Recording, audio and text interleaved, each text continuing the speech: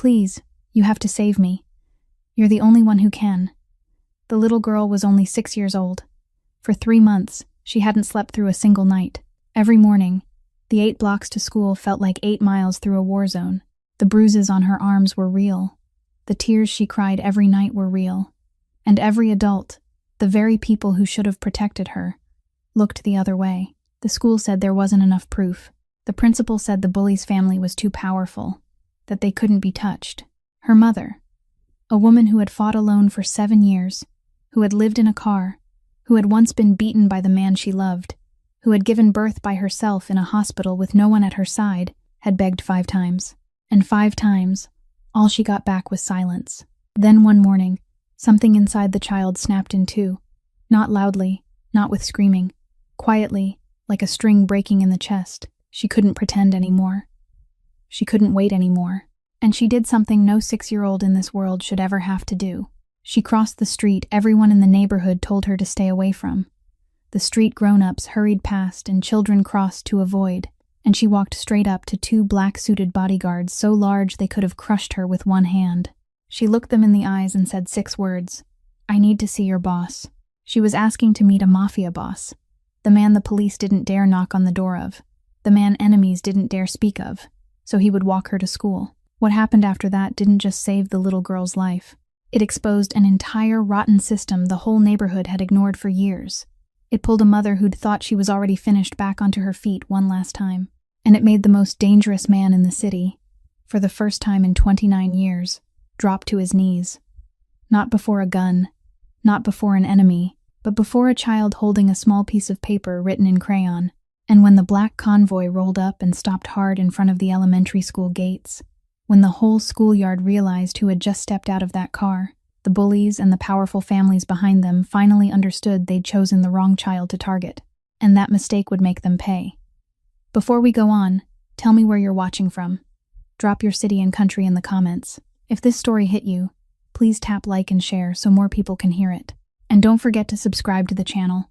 It's the simplest way to support us so we can keep telling stories like this. The bodyguard pressed a button on his phone. Just one button. A special line that, in 15 years, had never been used for anyone under 18. "Boss, there's a kid outside. Says someone's hurting her in our neighborhood." Silence on the other end. Long, heavy. Then 3 words came back, clipped as an order. "Bring her up." The bodyguard looked at the little girl. The little girl looked back.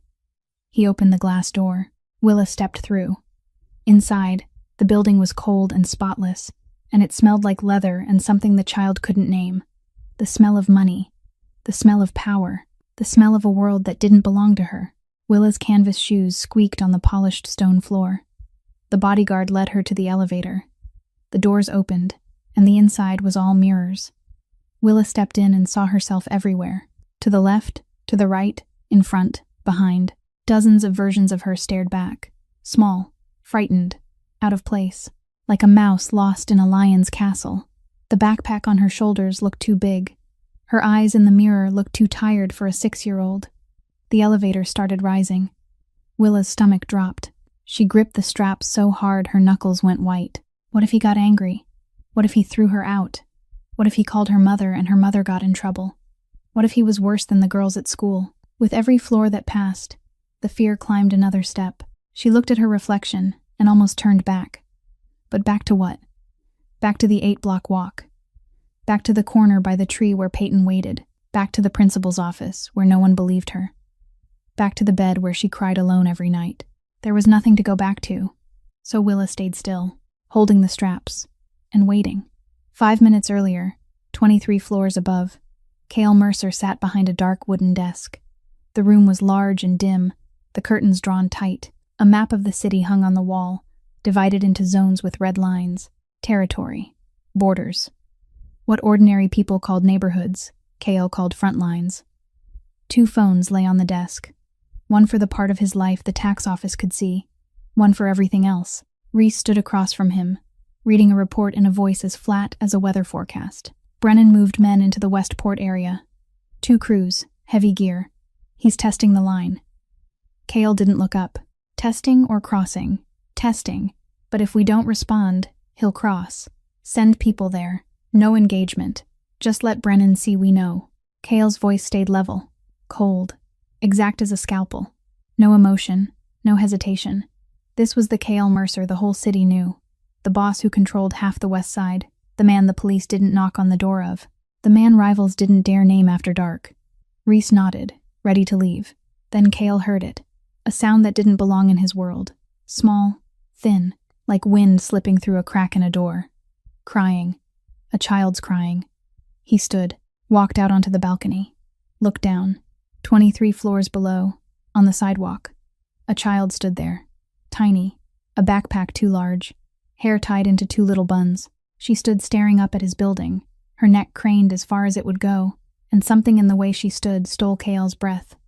Shoulders pulled in, hands clamped on the straps, feet slightly turned inward, ready to run but not running. The stance of a child who knows she's in a dangerous place, but has nowhere else to go. Cale knew that stance. He had stood like that himself, 7 years old, at the edge of a schoolyard, waiting for the bell that would force him to walk into the place where pain was waiting. Shoulders tight, hands gripping, feet ready to run but not running, because run where? 1 second, just 1 second. Cale Mercer wasn't Cale Mercer anymore. He was the 7-year-old boy, standing alone in a schoolyard. The child no one protected. The child who wrote a pleading note and hid it away because he knew no one wanted to read it. His chest tightened. The old feeling, the feeling he'd thought he'd buried under 29 years of power, money, and violence. It surged up, fresh, sharp, hurting exactly like the first day.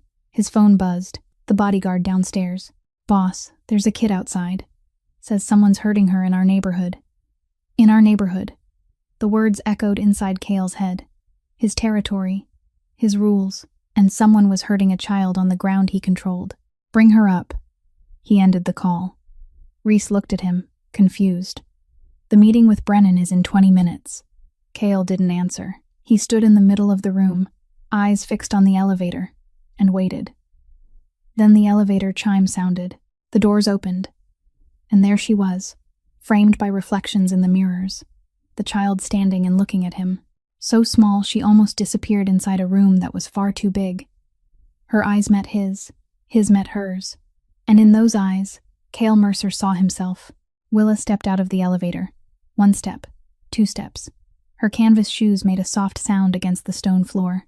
The room was so large it swallowed the noise of her footsteps. Cale stood about 10 steps away from her. Tall, black suit, dark eyes, 2 bodyguards on either side like statues. Willa understood at once why the whole neighborhood whispered this man's name.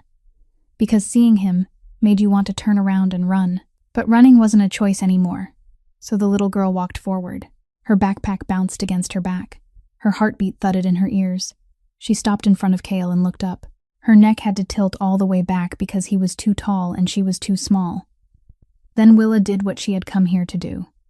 She reached into her jacket pocket and pulled out a piece of paper folded into quarters. The paper was wrinkled, the edges slightly torn from being handled too many times. She held it out. Her hand shook so badly the paper wobbled in the air. Cale looked at the paper, looked at the tiny trembling hand. Then he took it, gently, carefully, as if he was afraid to tear it further. He unfolded it. Slowly. Inside were 8 words written in crayon. The letters were messy, uneven, darker in places where the child had pressed too hard, lighter where the crayon was almost worn down. "I want to feel safe going to school." The room tilted. Cale read those 8 words, and the world stopped turning. Not because the sentence was strange, but because he had written that exact sentence. Those same 8 words, 29 years ago, 7 years old, sitting at a kitchen table in a house that felt empty because his mother had left and his father was never home. He had written it in pencil on a scrap torn from a notebook, his hand shaking the same way this child's hand was shaking now. He had folded it, hidden it in a drawer, never given it to anyone, never told anyone. He had kept it the way you keep a shameful secret, because asking for help meant weakness, and weakness meant death. 29 years. That piece of paper was still in a wooden box in his penthouse, yellowed, the creases worn thin, the letters faded, but still readable, because pain never really fades. And now this child whose name he hadn't even known 5 minutes ago, was standing in front of him holding out those same words, written in crayon instead of pencil, but the desperation was identical. Different handwriting, different hand, the same pain down to every fold. Cale's throat tightened. His jaw went hard. He swallowed, but he couldn't make it go down. Behind him, Jack stood perfectly still. 15 years following Cale, through bullets, through blood, through nights ordinary people didn't want to imagine. 15 years watching his boss make decisions cold as steel, without trembling, without hesitation, never. But right now, Jack saw something he'd believed didn't exist. Cale's hand was shaking, just a slight tremor, small, but enough for Jax to recognize it. For the first time in 15 years, his boss's hand wasn't steady. Cale looked back at the little girl. "Who made you write this?" His voice was lower than usual. Not anger. Something deeper than anger. More dangerous than anger. "No one made me," Willa whispered. "I wrote it myself. Last night, before I went to sleep." "Why?" "Because I don't know who else to tell." Cale held the paper with both hands, like he was holding something precious. "Tell me," and Willa told him. Her voice was small, broken up, sometimes swallowing the words because she was afraid of saying it wrong. She told him about Peyton, about Brianna, about Kayla, about the big tree where they waited every morning, about the shoves in the hallway when teachers didn't see, about the whispers in the bathroom. "You're ugly. Your clothes are cheap. Nobody likes you." About how they shouted sorry, loud in front of teachers, and then smiled when the teachers turned away. About the principal's office her mother had gone to 5 times, and 5 times she'd walked out with empty hands. About 3 months. 90 days waking up knowing pain was waiting. 90 nights crying into her pillow until the pillow was wet and the tears ran out, then lying there staring at the ceiling, waiting for morning so she could walk back into hell again. Then the tears started to fall. Willa didn't want to cry. Crying was dangerous. Cry in front of Peyton and they laughed. Cry in front of teachers and they said she was too sensitive. Cry in front of the principal and they said kids cry all the time. It was normal. So Willa had learned not to cry. But today, standing in front of a stranger in a room that was too big, the tears just poured down. Fast, hot, unstoppable.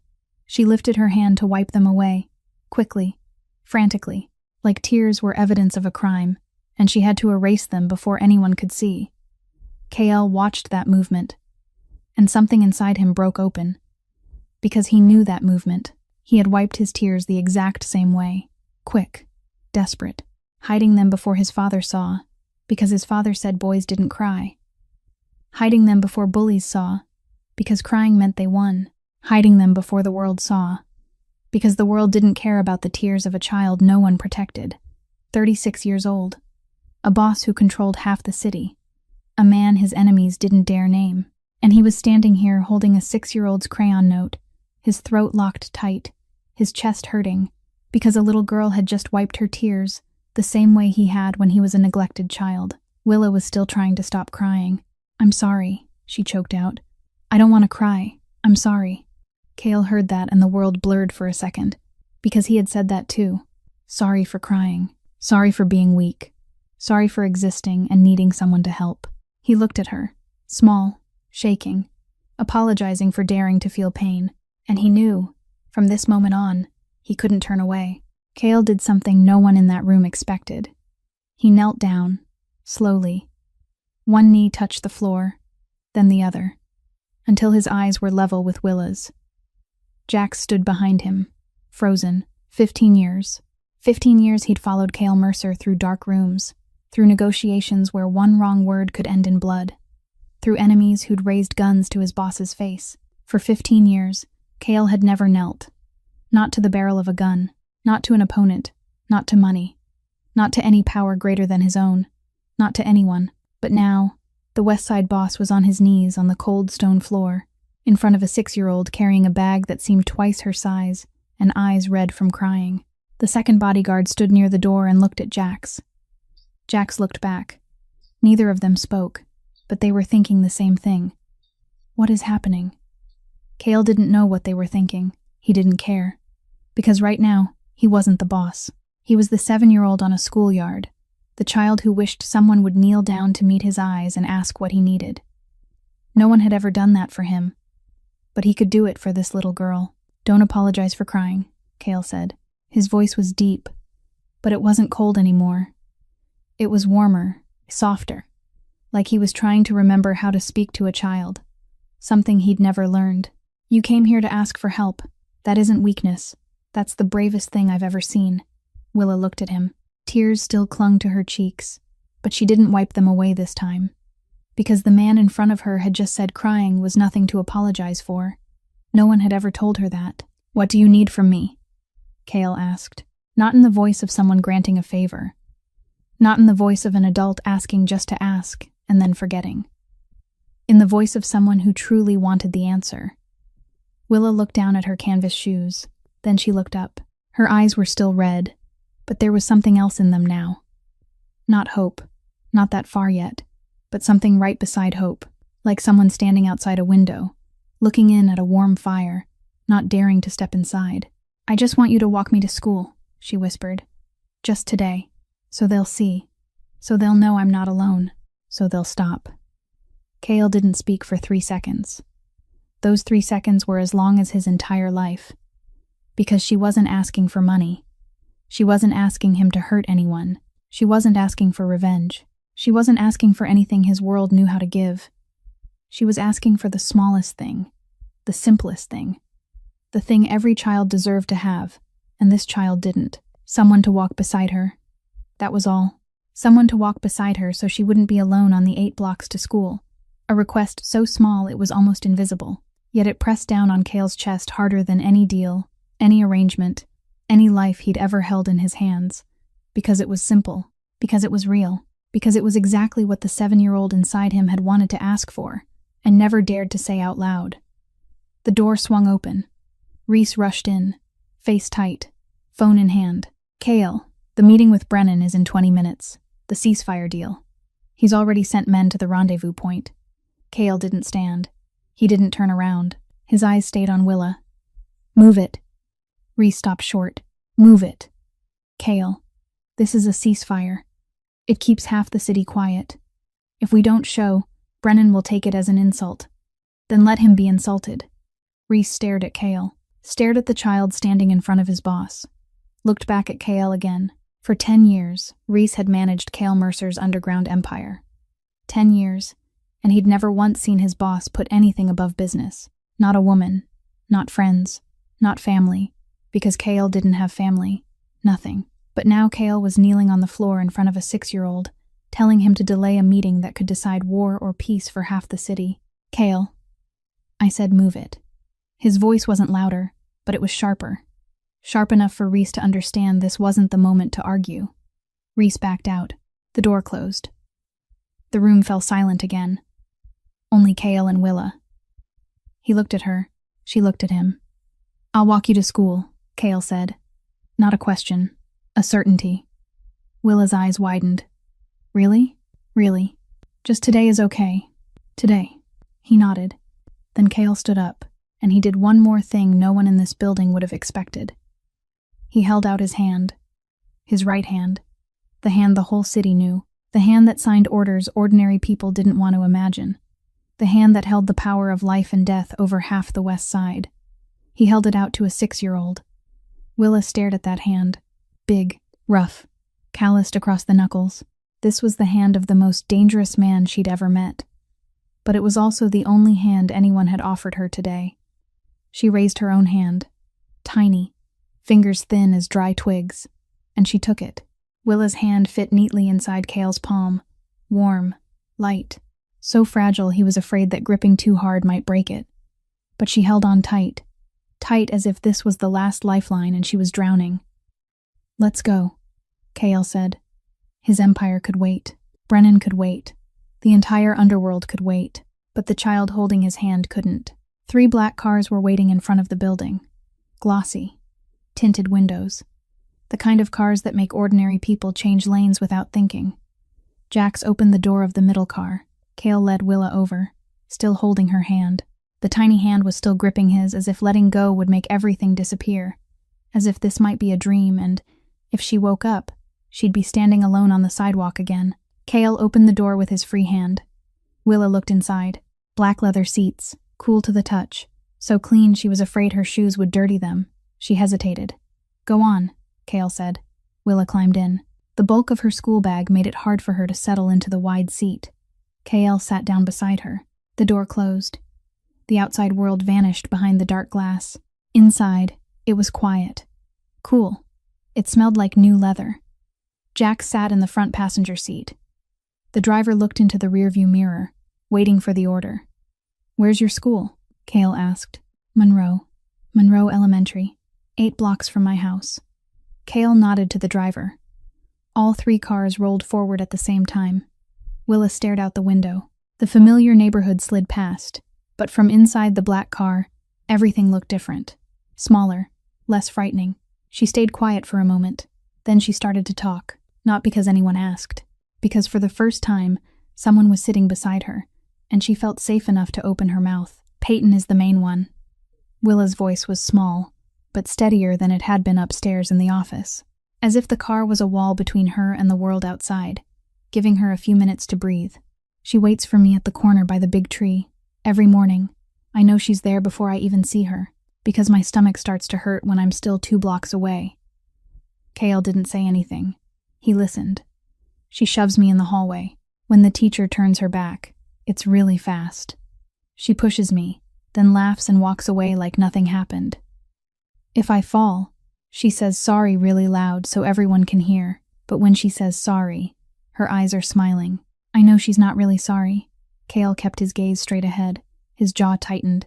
Then Brianna and Kayla. They do whatever Peyton tells them. If Peyton says don't play with Willa, the whole class won't play with me. If Peyton says Willa is ugly, everyone nods. I've eaten lunch alone for 3 months. Every day, sitting at the far corner of the last table, no one sits with me. Willa paused, swallowed. The bathroom is the worst. They follow me in, stand in front of the door, and they say things. You're ugly. Your clothes are cheap. You're poor. Nobody likes you. You should stay home. Don't come to school anymore. Her voice grew smaller.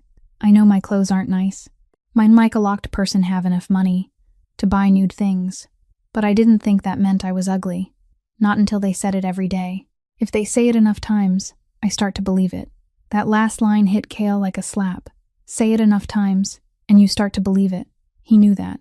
He had lived that. When he was 7, the boys said he was weak. Every day. Long enough for him to believe he was weak. And to prove he wasn't, he became the thing the whole city feared. 30 years building a violent empire, all because a 7-year-old believed a bully's words. 3 months, Kale said. Not asking. Counting. 60 mornings. Yes. 60 mornings you woke up knowing pain was waiting. And you still went. I had to go. My mom said I had to go to school. Does your mom know? She knows. She went to the school 5 times. The principal said there wasn't enough evidence. Said Peyton's family was important. Said my mom was too sensitive. Kale clenched his hand into a fist and let it go. Clenched it again. Let it go. My mom cried in the car after every time she went to the school. I pretended I didn't see, but I saw. The car turned onto the 5th block. 3 blocks left. Willa started to change. Her back rounded. Her shoulders drew inward. Her hand gripped her backpack strap tighter. Her body was making itself smaller, turning itself invisible. A reflex repeated 60 times until it became instinct. By the 7th block, Willa looked out the window and froze. There's the school. Her voice changed, smaller, thinner, shaking. They're there. Kale followed Willa's gaze. The school gate. A green fence. The big tree on the corner. And under that tree, 3 girls standing close together. One was taller than the other 2, her hair in a ponytail, laughing as she said something. Peyton. Do you see them? Willa whispered. Her hand started to tremble. They're standing there. They always stand there. Every morning. Her breathing sped up, shorter, her chest rising and falling fast. Can we go back? Please. Can we go back? I don't want to go to school. I can't. Please. Her voice cracked. 3 months of fear, packed down, broke loose all at once. Her whole body shook. Eyes wet, hands gripping the leather seat as if she could be dragged out at any second. Kale turned to her, looked straight into her eyes. No rushing, no shouting. Willa. He said her name. Look at me. She looked up, eyes full of water. You walked into my building by yourself. A building grown-ups won't even dare to walk past. You stood in front of 2 bodyguards 4 times your size and said you needed to see their boss. You rode up to the 23rd floor by yourself in that elevator you were terrified of. He paused. Do you know what that takes? Willa shook her head. Courage. More courage than anyone I've ever met. And I've met a lot of people, Willa. A lot of people who call themselves strong. But none of them would dare do what you did this morning. Willa's tears were still falling, but her breathing slowed a little. Just a little. Enough to hear what came next. You don't need to go back. Because you're not going alone anymore. The cars stopped. Right in front of Monroe Elementary's gates. 3 glossy black cars lined up on the narrow street. The driver shut off the engine. Jax watched the rearview mirror, waiting for the signal. Cale looked at Willa. Willa stared at the school gate. Peyton was still under the tree. She hadn't seen the cars yet. She didn't know. She didn't know that Willa's world was about to change completely. Jax stepped out of the first car, then 2 bodyguards from the third. They lined up, faces blank, shoulders wide, dressed in black from head to toe. Parents standing near the fence turned to look. A mother on the phone stopped mid-sentence. A father walking his son let go of the boy's hand, then grabbed it again. Everyone stared, but no one understood yet, until the door of the middle car opened, and Cale Mercer stepped out. Tall, black suit, dark eyes, his footsteps solid on the sidewalk in front of Monroe Elementary's gate. The schoolyard froze. No one spoke. No one breathed. Because Cale Mercer didn't come to an elementary school. Kyle Mercer didn't go anywhere without a reason that made someone pay. The adults knew who he was. Not all of them, but enough. Enough for rumors to spread faster than wind. Enough for one father to pull his child back 2 steps. Enough for the mother on the phone to whisper into it, "Oh my God, that's Cale Mercer," and hang up. Cale didn't look at them. He didn't look at anyone. He walked around to the other side of the car and opened the door for Willa. She sat inside with both hands gripping her backpack straps, eyes fixed on the school gate, as if she were staring into a monster's mouth. Cale held out his hand. That same hand, the hand the whole city feared. Willa looked at it. Then she took it. She stepped out. Winter morning air, cold against her face. She stood beside Cale at the gate of Monroe Elementary, tiny next to the West Side boss, and every set of eyes in the schoolyard locked onto the 2 of them. Peyton saw them first. She was under the tree, ponytail, laughing with Brianna and Kayla. The smile died when she saw Willa. It died completely when she saw Cale. The child didn't know who he was, but a bully's instincts are sharp. She could smell power, and the power standing next to the girl she'd tormented for 3 months was bigger than anything Peyton had ever seen. But Peyton was 7, and protected by her mother, and she thought she was untouchable. She took 1 step forward, her mouth opened. "Willa, you can't." Cale's eyes shifted to her. That was all. He didn't say a word. He didn't step closer. He didn't raise a hand. He only looked. But that look. The look of a man who'd sat in dark rooms making decisions ordinary people couldn't imagine. The look of someone who'd seen the worst in human beings and never blinked. Peyton backed up. Not 1 step. 3 steps. Fast. Like something invisible had shoved her backward. Brianna grabbed Peyton's hand and pulled her behind. Kayla had already retreated, pressing herself against the fence. The 3 girls who had been Willa's terror for 90 days suddenly looked small. They looked afraid. They looked exactly their age. Power had changed hands. Without a single word, Cale rested his hand lightly on Willa's shoulder. "Lift your head." Willa tried. Her chin rose a little. Just a little. But it was enough. They walked toward the gate. Cale's bodyguards spread out around them, not too close, not too far. Enough for everyone to see. Enough for everyone to understand this wasn't an accident. Parents whispered, "He's walking that little girl to school? Whose kid is that? Why is Cale Mercer at an elementary school?" Willa heard it all. Every whisper was another stare pinned to her. Every stare was more weight pressing down on her shoulders. She made it to the gate and then stopped. Her feet wouldn't move, like an invisible wall had risen in front of her. Willa's breathing turned ragged. Her chest fluttered. She gripped Cale's hand so hard her nails dug into his skin. "I can't," she broke out. "I can't go in. Everyone is looking. Everyone is looking at me." Cale knelt down, right there in the middle of the schoolyard, in front of dozens of parents, in front of the children, in front of teachers standing in the doorway. The West Side boss knelt on the cold concrete of Monroe Elementary's yard, and he didn't care who was watching. "Yes," he said. His voice was only loud enough for Willa to hear. "Everyone is looking. And do you know what they see?" Willa shook her head, tears shimmering. They see a little girl who refuses to be broken. A girl who's been knocked down 60 times and still gets back up. A girl the whole world turned away from, and she still walked to school every morning. "They don't see a weak child, Willa. They see the bravest child in this schoolyard," Willa cried. She didn't try to hide it anymore. The tears ran freely down her cheeks. "But I'm scared. I know. I'm so scared. I know. Please don't leave me here. Please. Don't go." Willa's voice fell apart completely. It was the voice of a child betrayed by every adult who should have protected her. The voice of a child asking for the simplest thing: "Don't leave me alone." And not knowing whether this time she would be refused again, Cale looked into her eyes, and he saw himself 30 years ago, a child standing at a school gate, wishing someone would hold his hand, wishing someone would say they'd stay, wishing someone would choose him instead of choosing what was easy. No one had ever chosen him, but today he chose Willa. "I'm not going anywhere," he said. "You go into class. I'll sit outside. All day. I'll be here when you go out for recess.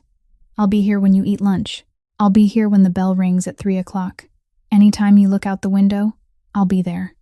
Willa stared at him as if she couldn't believe it. "All day?" "All day." Behind them, Jack stepped forward 1 pace, his voice low.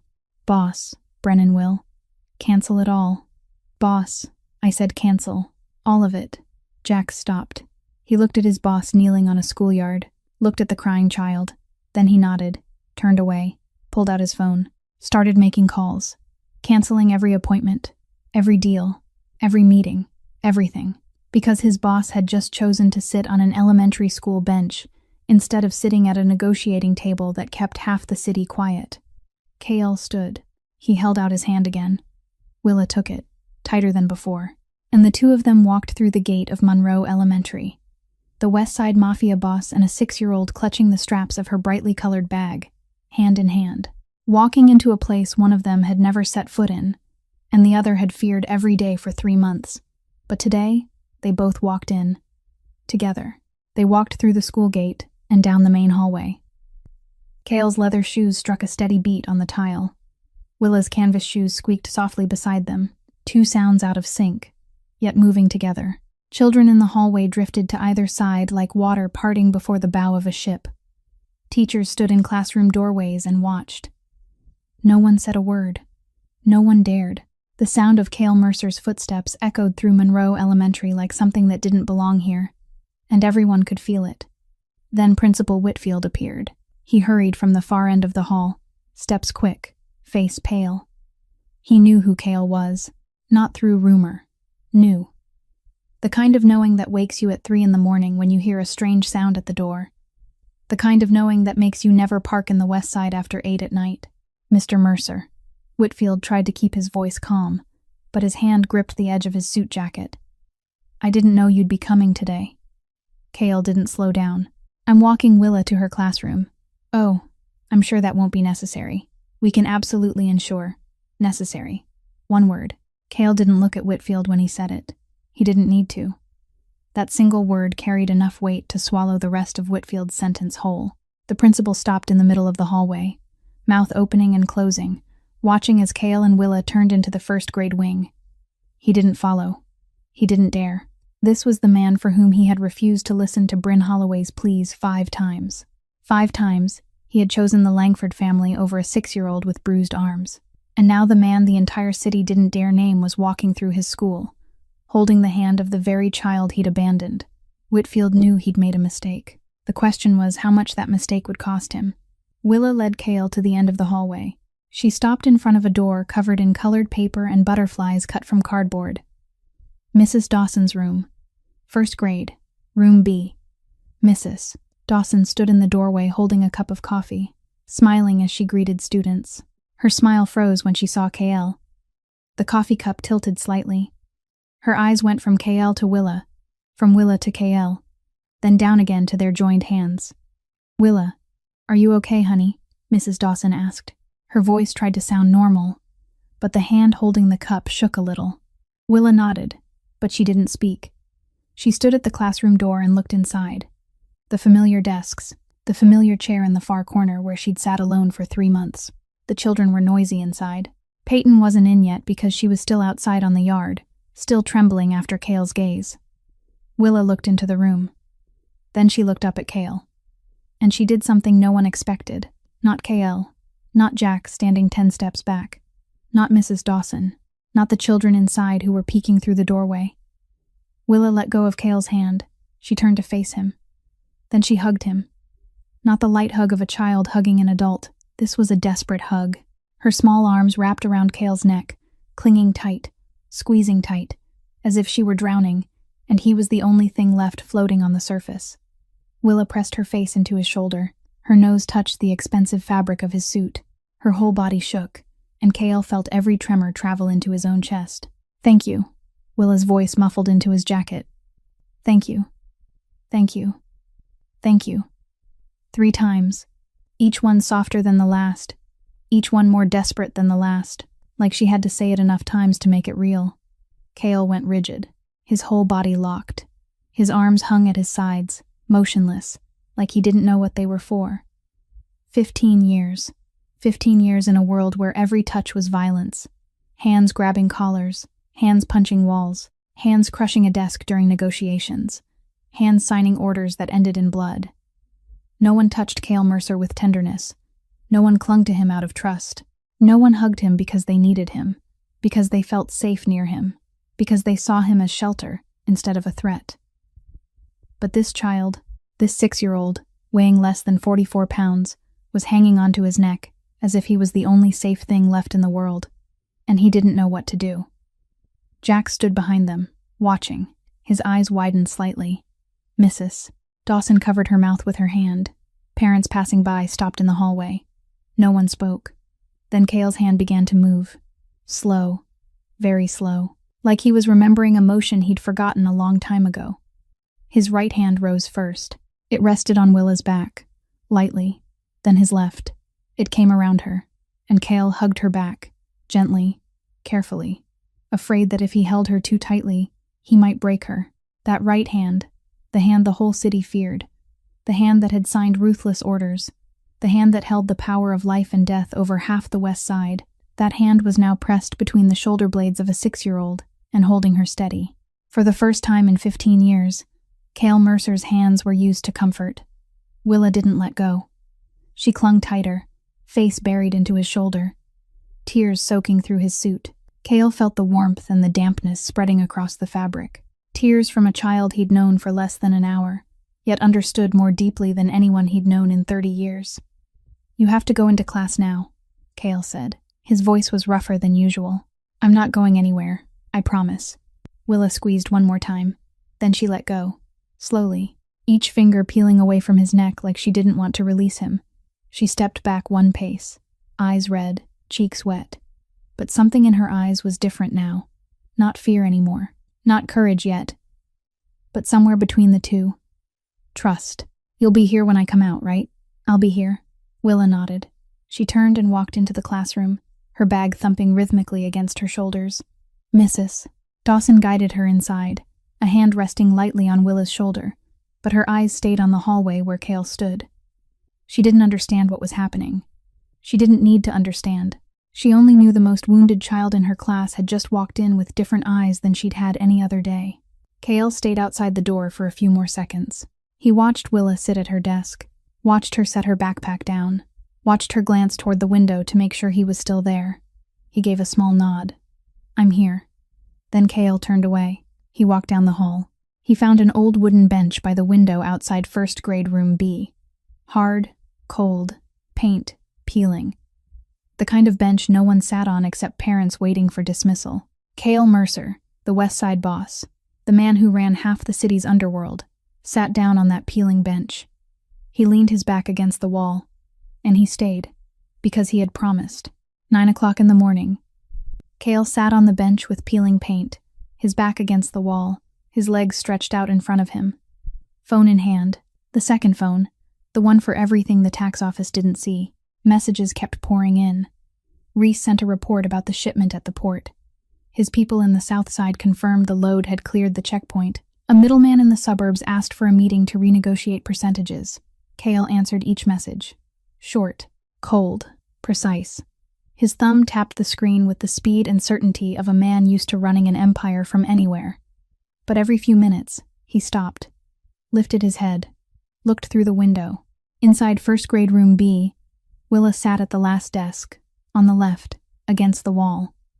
The seat of a child who had taught herself to become invisible. She opened her notebook but didn't write. Her eyes kept flicking toward the window. The first time she looked out, she saw Kale still sitting there. He gave a small nod, just a slight tilt of his head. Willa stared one more second, then turned back to her notebook. 10 minutes later, she looked out a second time. Kale was still there. He nodded. Willa turned back, faster this time. Her shoulders were still drawn in. Her back was still curved, but less. The third time, around 10 o'clock, Willa looked out again. Kale was still on the bench, phone in hand, but his eyes were already on the window before she even turned her head, as if he knew she would look. He nodded, and this time, something changed. Willa's shoulders dropped, not all the way, but enough that Mrs. Dawson noticed from the front of the room, the way the child's shoulders lowered by a couple inches, the way her back straightened a little, the way her fingers held a pencil instead of gripping the edge of the desk. Willa opened her notebook. She began to write. The handwriting was messy, slow, but it was writing. For the first time in 3 months, Willa could breathe at school. Not because Peyton disappeared, not because the system changed, but because outside the window, someone was waiting. And every time she looked out, that person was still there. Mid-morning, Jax brought KL a cup of coffee from the car. He sat down beside his boss on the bench. They were quiet for a moment. Then he asked, "Boss, can I ask you something?" Kale didn't look at him. His eyes stayed on the window. Ask. Why this kid? Every day you get hundreds of pleas. Money, protection, land. People line up just to breathe in the same direction as you. So why this 6-year-old? Kale stayed silent. He looked through the window. Willa was reading. A thin book, with a blue cover. Her head tilted to the side, the way children do when they're concentrating. Peaceful. For the first time, she looked peaceful at school. Because she reminds me who I was before I became this. Jax didn't ask more. He didn't need to ask what this meant. 15 years walking beside Kale Mercer, he knew what this was. Inside the classroom, something happened that Kale didn't see, but later Mrs. Dawson would tell the story. Peyton Langford came in late. Her eyes were swollen and red, maybe from crying on the yard, maybe from fear, maybe from both. She sat in her usual seat, 2 desks away from Willa. But she didn't last 3 minutes. Peyton raised her hand. "Mrs. Dawson, can I change seats?" Mrs. Dawson looked at her. "Change to where, Peyton?" "Anywhere. Farther." Peyton didn't look toward Willa. She didn't look out the window where Kale was sitting. Her eyes stayed on her desk. "Mrs." Dawson let Peyton move to the front table, on the opposite side, as far as possible in a small classroom. Peyton hugged her books to her chest and walked quickly. Brianna and Kayla, sitting nearby, also didn't look toward Willa. No whispering, no laughing, no pointing. For the first time in 90 days, not a single word, not a single shove, not a single glance was aimed at Willa. Power had shifted. Not with a fist, not with a threat, with presence. With a man sitting on a bench outside a window, and everyone knowing exactly who he was. At lunch, Willa ate at the last table, still alone, but no one came to tease her. No one grabbed her lunchbox. No one said you're ugly or you're poor. She finished eating and looked out the window. Kale was still there. He was on the phone, handling something, his voice cold and sharp. But when he saw Willa looking, he stopped mid-sentence and nodded. Willa smiled, just a little, almost invisible. But a smile. The afternoon passed. Period bells rang one after another. Kale sat on the hard bench from morning until now, back aching, coffee cold, phone hot from constant use. He had postponed 4 meetings, canceled 2 deals, refused 3 calls from partners. His empire kept running because he had good people, but it was running without him at the center.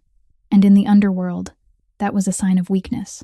4 o'clock in the afternoon, the school day was almost over. Kale's phone buzzed. Reese, Kale.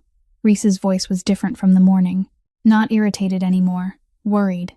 Truly worried. Brennan knows. Knows what? He knows everything. The West Side boss sitting outside an elementary school classroom all day. The whole underworld knows. Brennan's people took pictures of our cars parked outside the school. The photos are spreading everywhere. Cale didn't speak. And Brennan sent a message. Not to you. To me. What did he say? Reese read it. Word by word. Slowly. Like a sentence being passed. Your boss busy playing daycare? Tell him to be careful. Everyone's got a weakness. And now the whole city knows his weakness is 3 feet tall and weighs 44 pounds. Cale didn't answer right away. He looked through the window. Inside the classroom, Willa was packing up her books. She slipped her notebook into her backpack, stood up, turned toward the window, and saw Cale. She waved. She smiled. The smile of a 6-year-old whose day-to-day had been the first day in 3 months no one had hurt her. A smile that didn't know that across the city, a dangerous man had just called her a weakness. Cale looked at that smile, and for the first time in his life, Cale Mercer felt afraid, not afraid for himself. He'd lived 36 years without fearing death, without fearing pain, without fearing loss, because he'd had nothing to lose. But now, the child waving behind the glass of first-grade room B, the child he'd known for less than a day, the child whose smile had cracked 30 years of his walls, that child had just become something Cale Mercer could lose, and he was afraid. Afraid down to the bone. The bell rang at 3 o'clock in the afternoon. Willa ran out of the classroom, her school bag swaying as she hurried, her eyes searching for Cale before her feet even stopped. He stood up from the peeling bench, his back stiff from sitting all day on cold wood, but no one could see that he hurt. Willa rushed to him, took his hand, and this time her grip was different, not the desperate grip from the morning, a familiar one, as if his hand had belonged to her for a long time. You really sat there all day, Willa said. Her voice held something it hadn't held that morning. Surprise. Surprise that someone kept a promise. I told you, Cale said. The 3 black cars were still waiting at the gate. Jax opened the door. Willa climbed in, and this time she didn't hesitate. Cale sat beside her. The cars rolled forward. Willa gave directions. 8 blocks, but in reverse now, from school back home. And strangely, the familiar route looked completely different. In the morning, those 8 blocks had been a march through a war zone. In the afternoon, sitting in a black car, they were just 8 blocks. At the 5th block, Willa slowed down, not slowing her steps, because she was sitting in the car, slowing her voice. The story she'd been telling broke off. Her eyes went to the window, the old corner, the big tree, the place Peyton waited every morning. The car passed it. Willa looked. The corner was empty. No one was there. No Peyton, no Brianna, no Kayla. Only fallen leaves on the sidewalk and pale gold afternoon light. Willa stared at that empty corner for a few seconds. Then she turned back. It looks smaller, she said. Cale understood. Everything looks smaller when you don't have to face it alone. The cars stopped in front of an old apartment building. Yellowed walls, outdoor stairs, small balconies hung with laundry, 3rd floor. A window with a faded plastic flower pot still set neatly in place. Someone trying to make beauty where there wasn't much beauty to find. Willa pointed up. That's my place. The 3rd floor door swung open before they even made it all the way up the stairs. Bryn Holloway stood in the doorway, 27 years old, but her eyes were older than that. Hair tied up in a hurry, an old t-shirt with the sleeves rolled, an apron dusted with flour.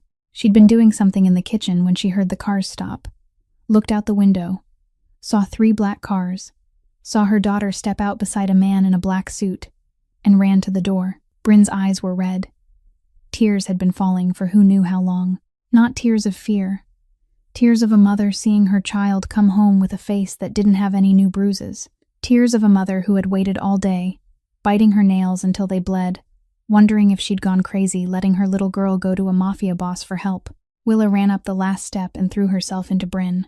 Mom, he walked me to school. He sat outside the window all day. All day, Mom. Every time I looked out, he was there. Bryn held her daughter. Tight, face buried in Willa's hair. Her shoulders shook. Then she lifted her head and looked at Cale. He stood below the steps, a few paces away, and he didn't climb up.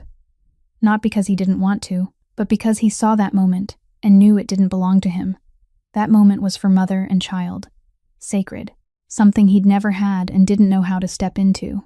"Come in and have some water," Bryn said. Not a question. Her voice was hoarse from crying, but firm. Cale looked at her, then he nodded. He walked up the stairs. The apartment was small. 2 bedrooms, a living room that doubled as a kitchen, low ceiling, walls lined with photos of Willa from infancy to now, crayon drawings taped to the refrigerator, old wooden floors, but scrubbed clean. The smell of something baking. The smell of cheap soap. The smell of home. Cale stood in the living room and felt more out of place than anywhere he'd ever been. His penthouse was 10 times larger, 1,000 times more expensive. But the penthouse had never smelled like baking.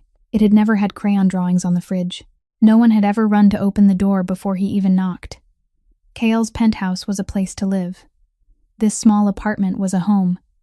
And those were 2 completely different things. Willa ran into her room to change, then sat at the small table in the corner of the living room to do homework. For the first time, she opened her books without being told. Bryn poured coffee into 2 mugs. Cale's mug had a small chip in the rim. She set it on the table and sat in the chair across from him. Cale sat. A hard wooden chair, a small table. His knees nearly touched the edge. Everything in this apartment was too small for him. Silence. Bryn held her coffee cup with both hands, looked at Cale. Cale looked back. Then Bryn spoke. "I know who you are, Mr. Mercer." Her voice was low, even, not shaking. "I've lived in this neighborhood for 7 years. I've heard enough. I know what that building is. I know whose those black cars are. And I know people don't fear you because you're rich." Cale watched her. Bryn watched him back. She didn't look away. "Because I'm dangerous," Cale said. No denial, no dodging, no explanation. 3 words. True. Bryn nodded slowly, as if she'd known the answer before she asked, and only needed to hear him say it to confirm it. She set the cup down. Her hands trembled slightly, but her voice stayed steady. "I should be grateful to you. My daughter came home today with a different face. I saw her sit and do homework without crying. For the first time in 3 months. I owe you that, but I'm also afraid." Bryn paused, swallowed. "Every man who's had more power than me has hurt me. No exceptions. My father had more power than me, and he left. My boyfriend had more power than me, and he hit me. The principal had more power than me, and he looked away. And you have more power than all of them put together." Cale listened. He didn't interrupt. He didn't argue. He listened. "I don't know what you want. I don't understand why you helped my child. And I'm afraid because I don't understand." Cale looked at Bryn. She sat across from him, but he could tell she wasn't truly at rest. Her back was straight, 1 foot angled slightly to the side. Her weight shifted toward the door. Her eyes were on him, but every few seconds they flicked left, toward the front door that was still cracked open. She was mapping her exit, ready to scoop up her child and disappear at any moment if the man sitting across from her gave her a reason. 7 years alone had taught Bryn Holloway 2 things. First, don't trust men. Second, always know the nearest way out. Cale watched her sitting there, small in a small apartment, fingers wrapped around a chipped mug, eyes searching for the door, trembling but not running, afraid but still staring straight at him, and he realized something. The whole city feared Cale Mercer. Rivals feared him. Police feared him. Brennan Hale feared him enough to test boundaries instead of facing him head-on. But this woman who weighed barely 110 pounds, living in a 2-bedroom apartment with yellowed walls, working 2 jobs to raise her child, a woman who had lived in a car and given birth alone. She sat here across from the West Side boss and told him to his face that she was afraid of him. No one told Cale Mercer they were afraid of him. They just stayed silent and bowed their heads. Bryn Holloway said it out loud, looked him in the eye, and didn't bow. She was afraid, but she didn't run. Cale set the coffee cup down. Slowly, he looked at Bryn. She was still sitting there, back straight, feet ready, eyes flicking toward the door. Afraid, but not running. Shaking, but not bowing. And he decided to do something Cale Mercer had never done with anyone. Tell the truth. You're right to be afraid. His voice was low, not the boss's voice, not an order, the voice of a man trying to say something his tongue wasn't used to forming. My hands aren't clean. I'm not a good man. I've never been a good man. Bryn looked at him. Her eyes widened a fraction. Not much. Just enough for Cale to notice. She was surprised. Not by what he said, by the fact that he said it. 7 years. 7 years Bryn Holloway had faced men with more power than her. Her father had more power. He left. And he said it wasn't his fault. Her boyfriend had more power. He hit her. And he said she deserved it. Principal Whitfield had more power. He refused to help. And he said she was exaggerating. Every man stronger than Bryn shared one thing. Denial. Always denial. Not my fault. You misunderstood. I did it for your own good. 7 years of men denying.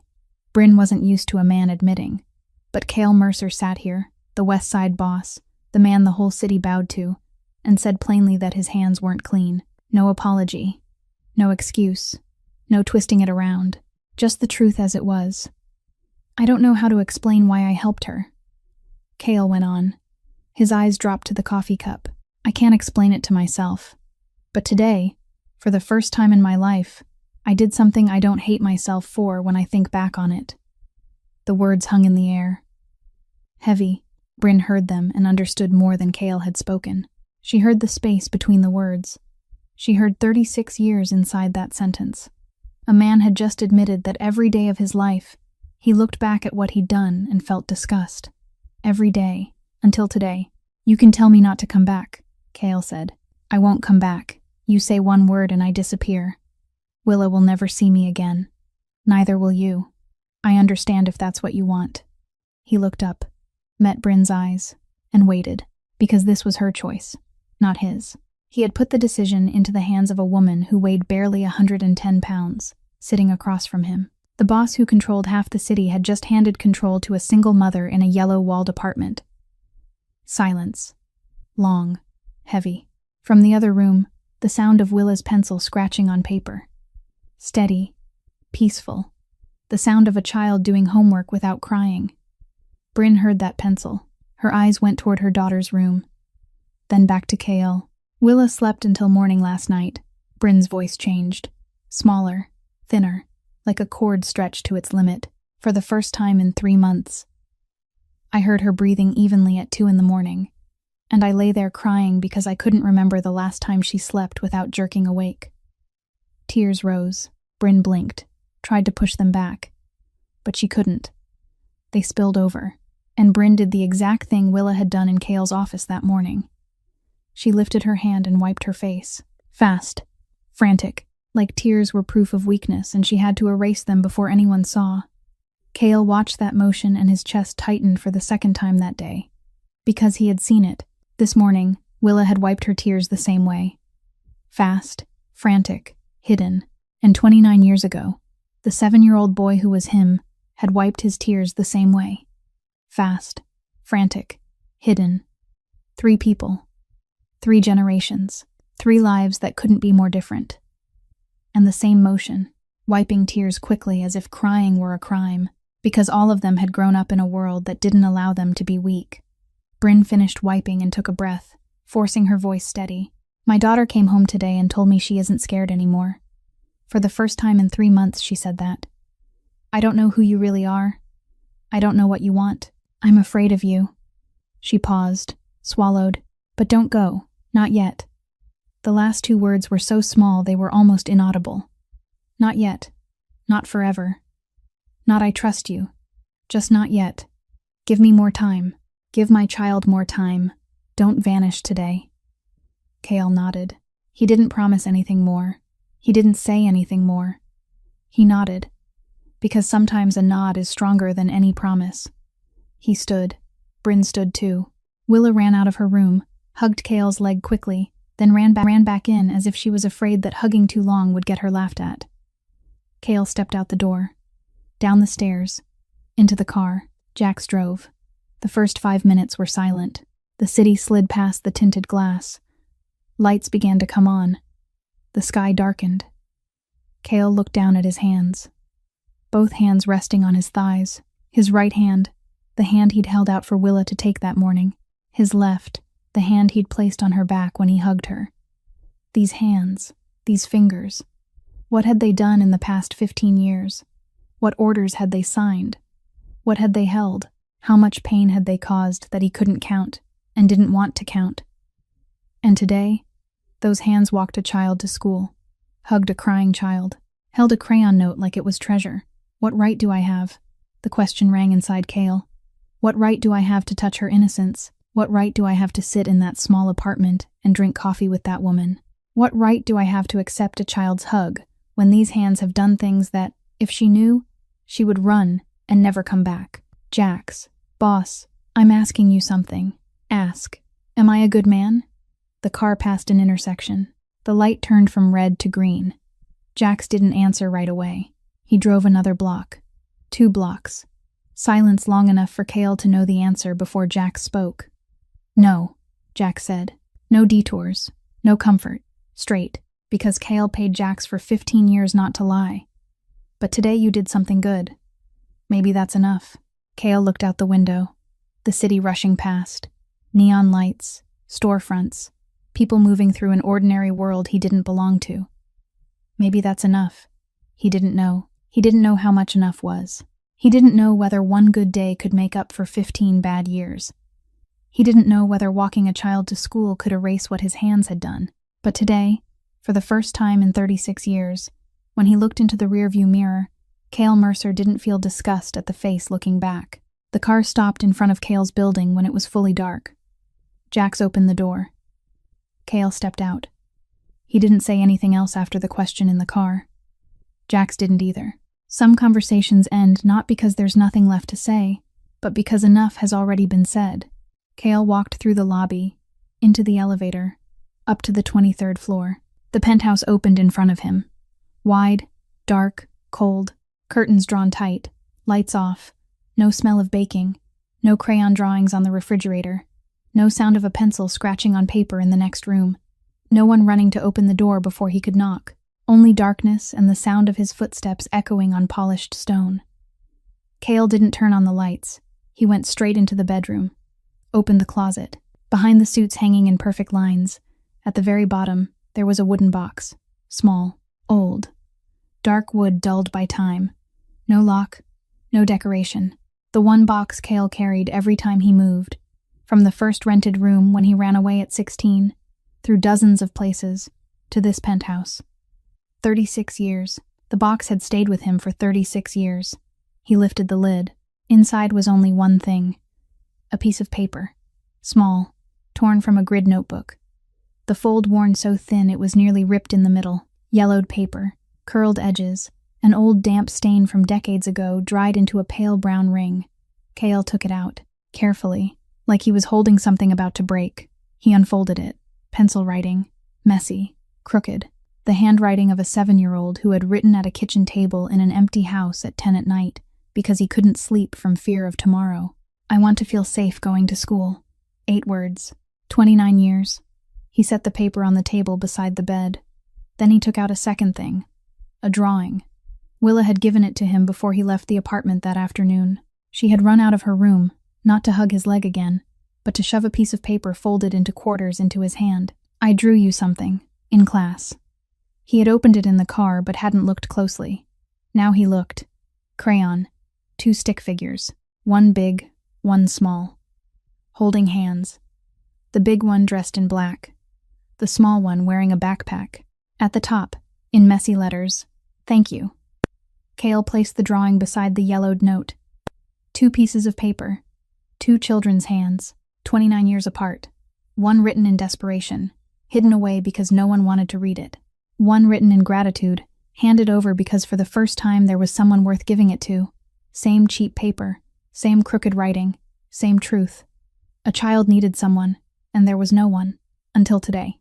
Cale sat on the edge of the bed and stared at the 2 papers under the bedside lamp, and he didn't know what he was feeling. Not sadness, not happiness, something he didn't have the vocabulary to name, because for 36 years he had only learned to name 2 emotions. Anger and emptiness. But this wasn't anger, and it wasn't emptiness. His phone vibrated. The second phone. Reese. Cale. Brennan made a move. Reese's voice was faster than usual. He was moving. Cale heard footsteps, and the sound of an engine turning over behind him. He sent men into 2 West Side spots, the storage on 7th Street and the drop point in 12th Alley. Broke the doors, took the goods. No firefight, but they left a message. What message? On the wall, red paint. K.L. Mercer's gone soft. K.L. didn't speak. His eyes stayed on the 2 papers on the table. The yellowed note from the 7-year-old boy who had been him, the crayon drawing from the 6-year-old girl who was Willa, and out there, Brennan Hale was writing red paint on K.L.'s walls, because the whole underworld believed K.L. Mercer had gone soft. Soft. Because he walked a child to school. Because he sat on an elementary school bench all day. Because for the first time in 15 years he did something that didn't end in blood. Handle the 2 spots, K.L. said. His voice returned. Cold, sharp, a scalpel. Get the goods back. Send Brennan the message that I know. But don't escalate. Not yet. Understood. And Reese. Yeah? Her neighborhood. 5 blocks around her building. None of Brennan's people step in. No one. Ever. Silence on the other end. K.L., if we spread people out to guard a residential area, Brennan will know exactly where the child is. He already knows. Pictures of our cars at the school are everywhere. Better to protect it openly than let him think no one's watching that block. Reese exhaled into the phone. Not an exhale of agreement. An exhale of understanding that everything had changed. Before today, K.L. protected territory. From today on, K.L. protected a person. And those were 2 very different things. The line went dead. K.L. set the phone down. He looked at the 2 papers again.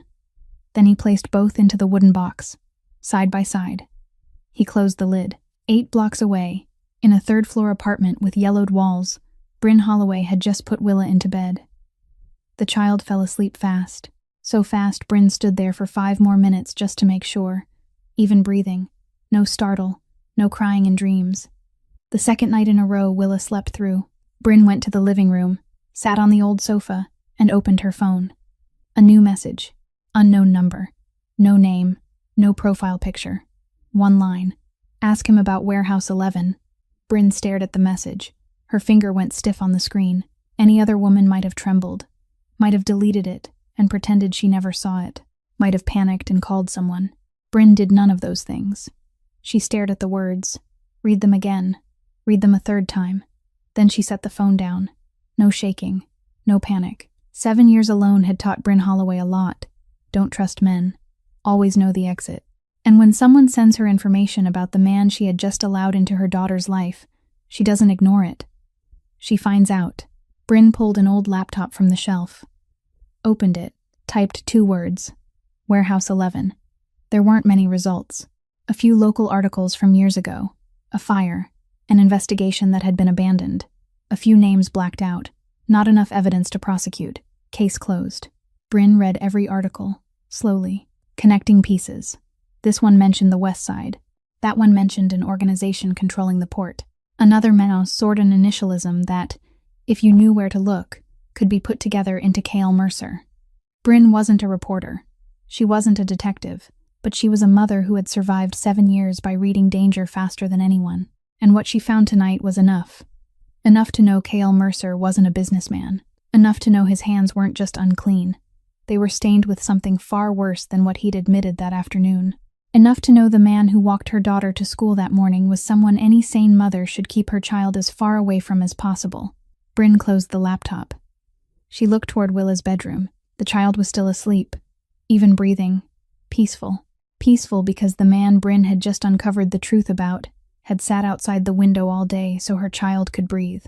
Bryn sat in the dark, one hand holding the phone with the unknown message, one hand gripping the edge of the sofa, and she knew that tomorrow morning, when K.L. Mercer came to pick Willa up, she would have to face him with the truth she had just found.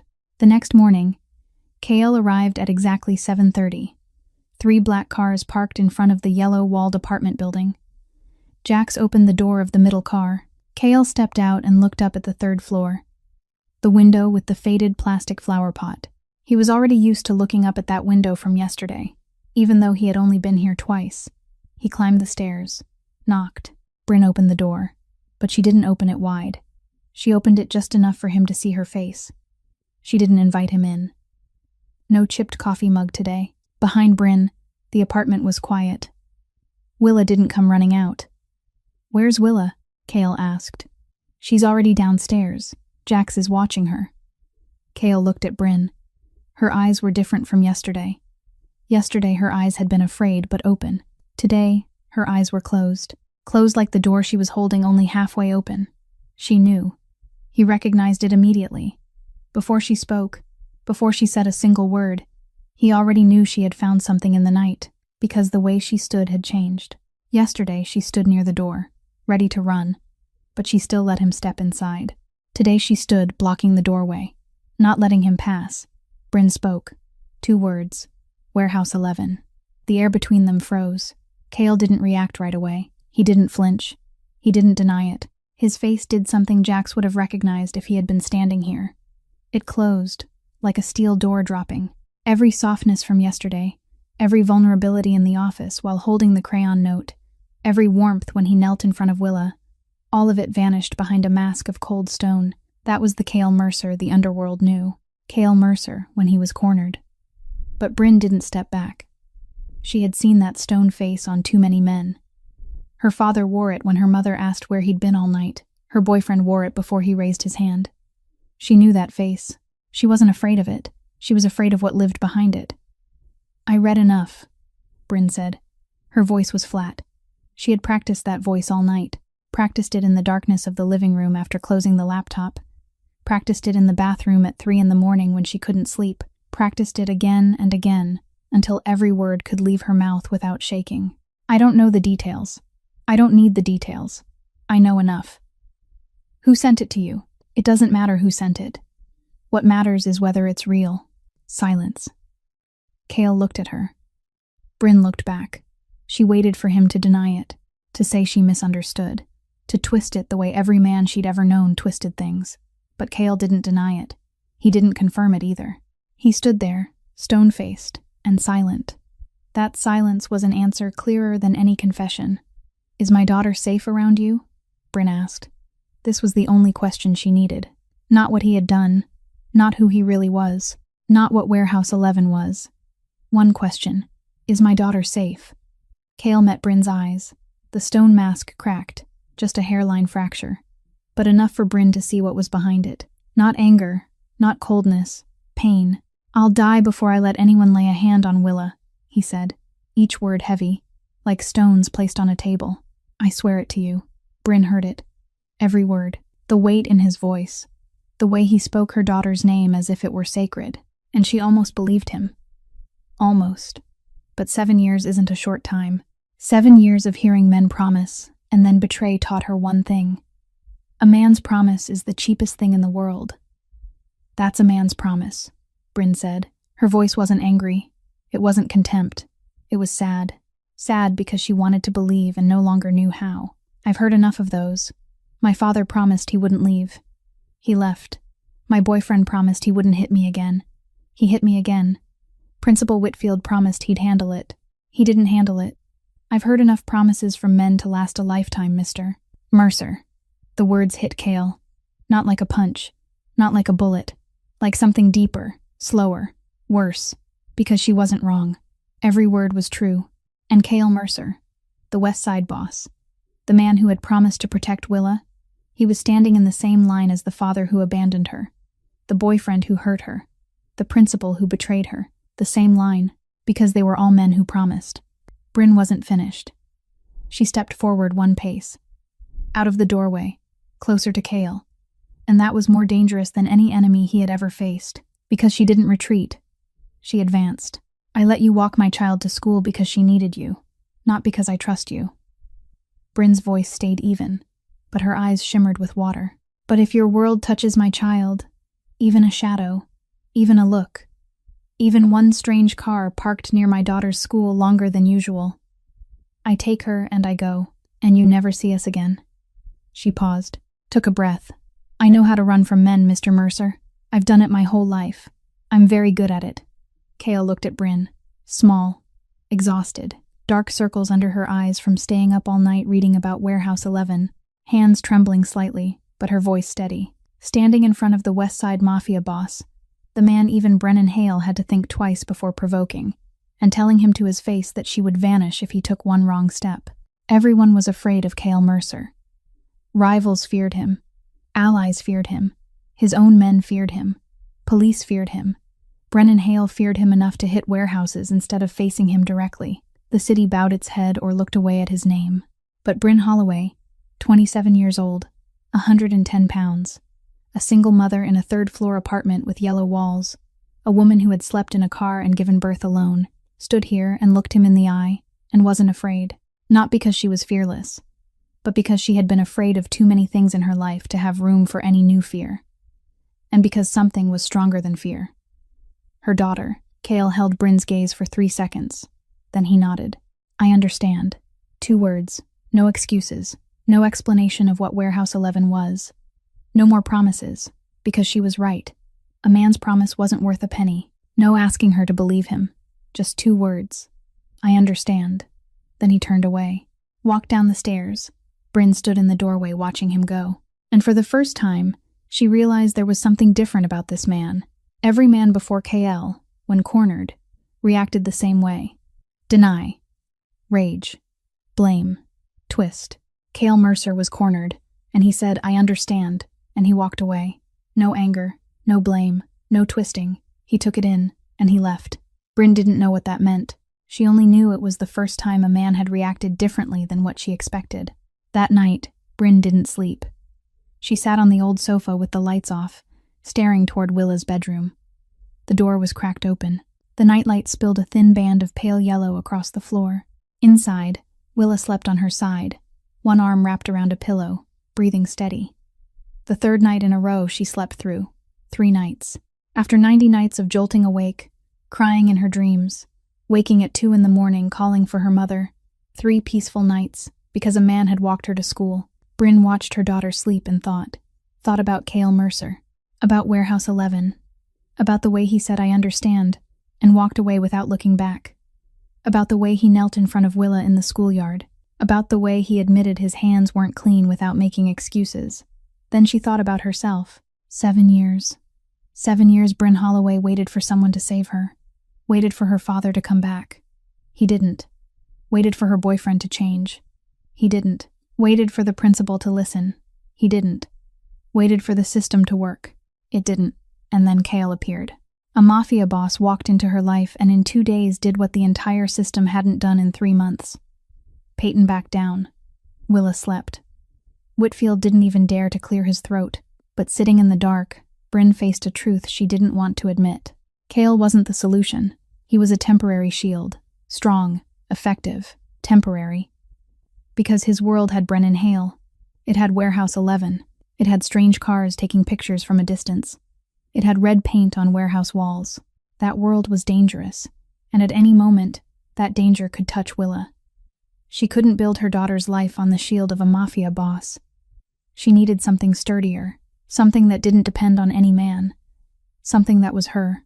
Bryn watched Willa sleep a long time, then she stood up, not just from the sofa, from 7 years of waiting. The next morning, Bryn woke at 5, before Willa, before KL arrived. She sat at the kitchen table, opened her phone, and began. The first message went to Tamara, Jonah's mother. The 2nd grade boy Peyton had yanked a backpack from last week. Tamara replied within 10 minutes. She had also gone to Whitfield. She had also been turned away. The 2nd message went to Diane, Sadie's mother. The 1st grader Brianna had isolated for 2 months. Diane replied immediately, tears through text. I thought it was only my child. No, it wasn't only her child. The 3rd message. The 4th. The 5th. Bryn asked, searched, and connected pieces. By 8 a.m, she had 7 stories, 7 families, 7 children, the same bully or her group, the same school, the same principal refusing to act. She wrote each complaint, helped Tamara write hers, helped Diane write hers, called the 4 other families and told them how to record details, dates, evidence. By 10 a.m, Bryn had 7 official complaints, photos of bruises on Willa's arm, messages Tamara had saved from the parent group chat where Mrs.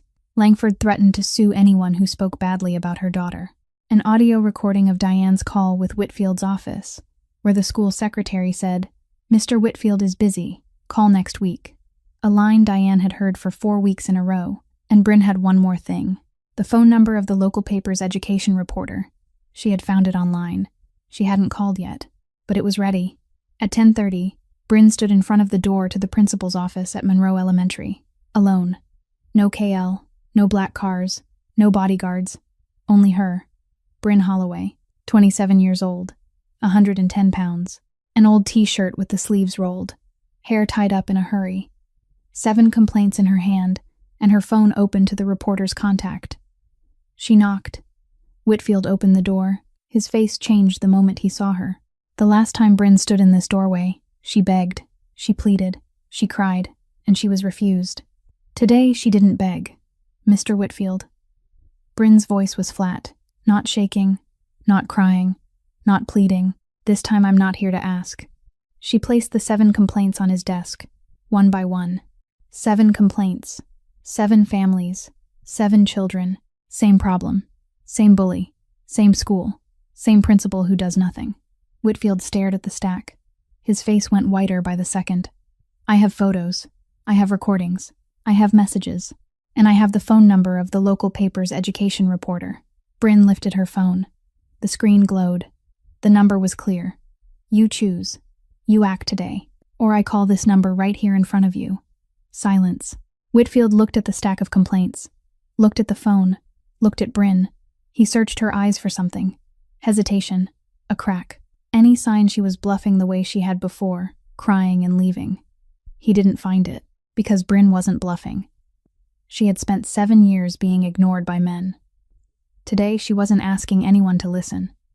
She was making them listen. Whitfield folded, not physically, in will. His shoulders sagged. His hand pulled the stack of complaints closer. I will call a disciplinary board. Today. Miss Holloway, procedure requires today. Or I call. Whitfield nodded. Bryn turned and walked out of the principal's office. Back straight. Head up. Not crying. Not shaking. For the first time in 7 years, Bryn Holloway spoke and was heard. Not because a mafia boss stood behind her. Not because someone stronger protected her. But because at last, after 27 years, she believed her voice deserved to be heard.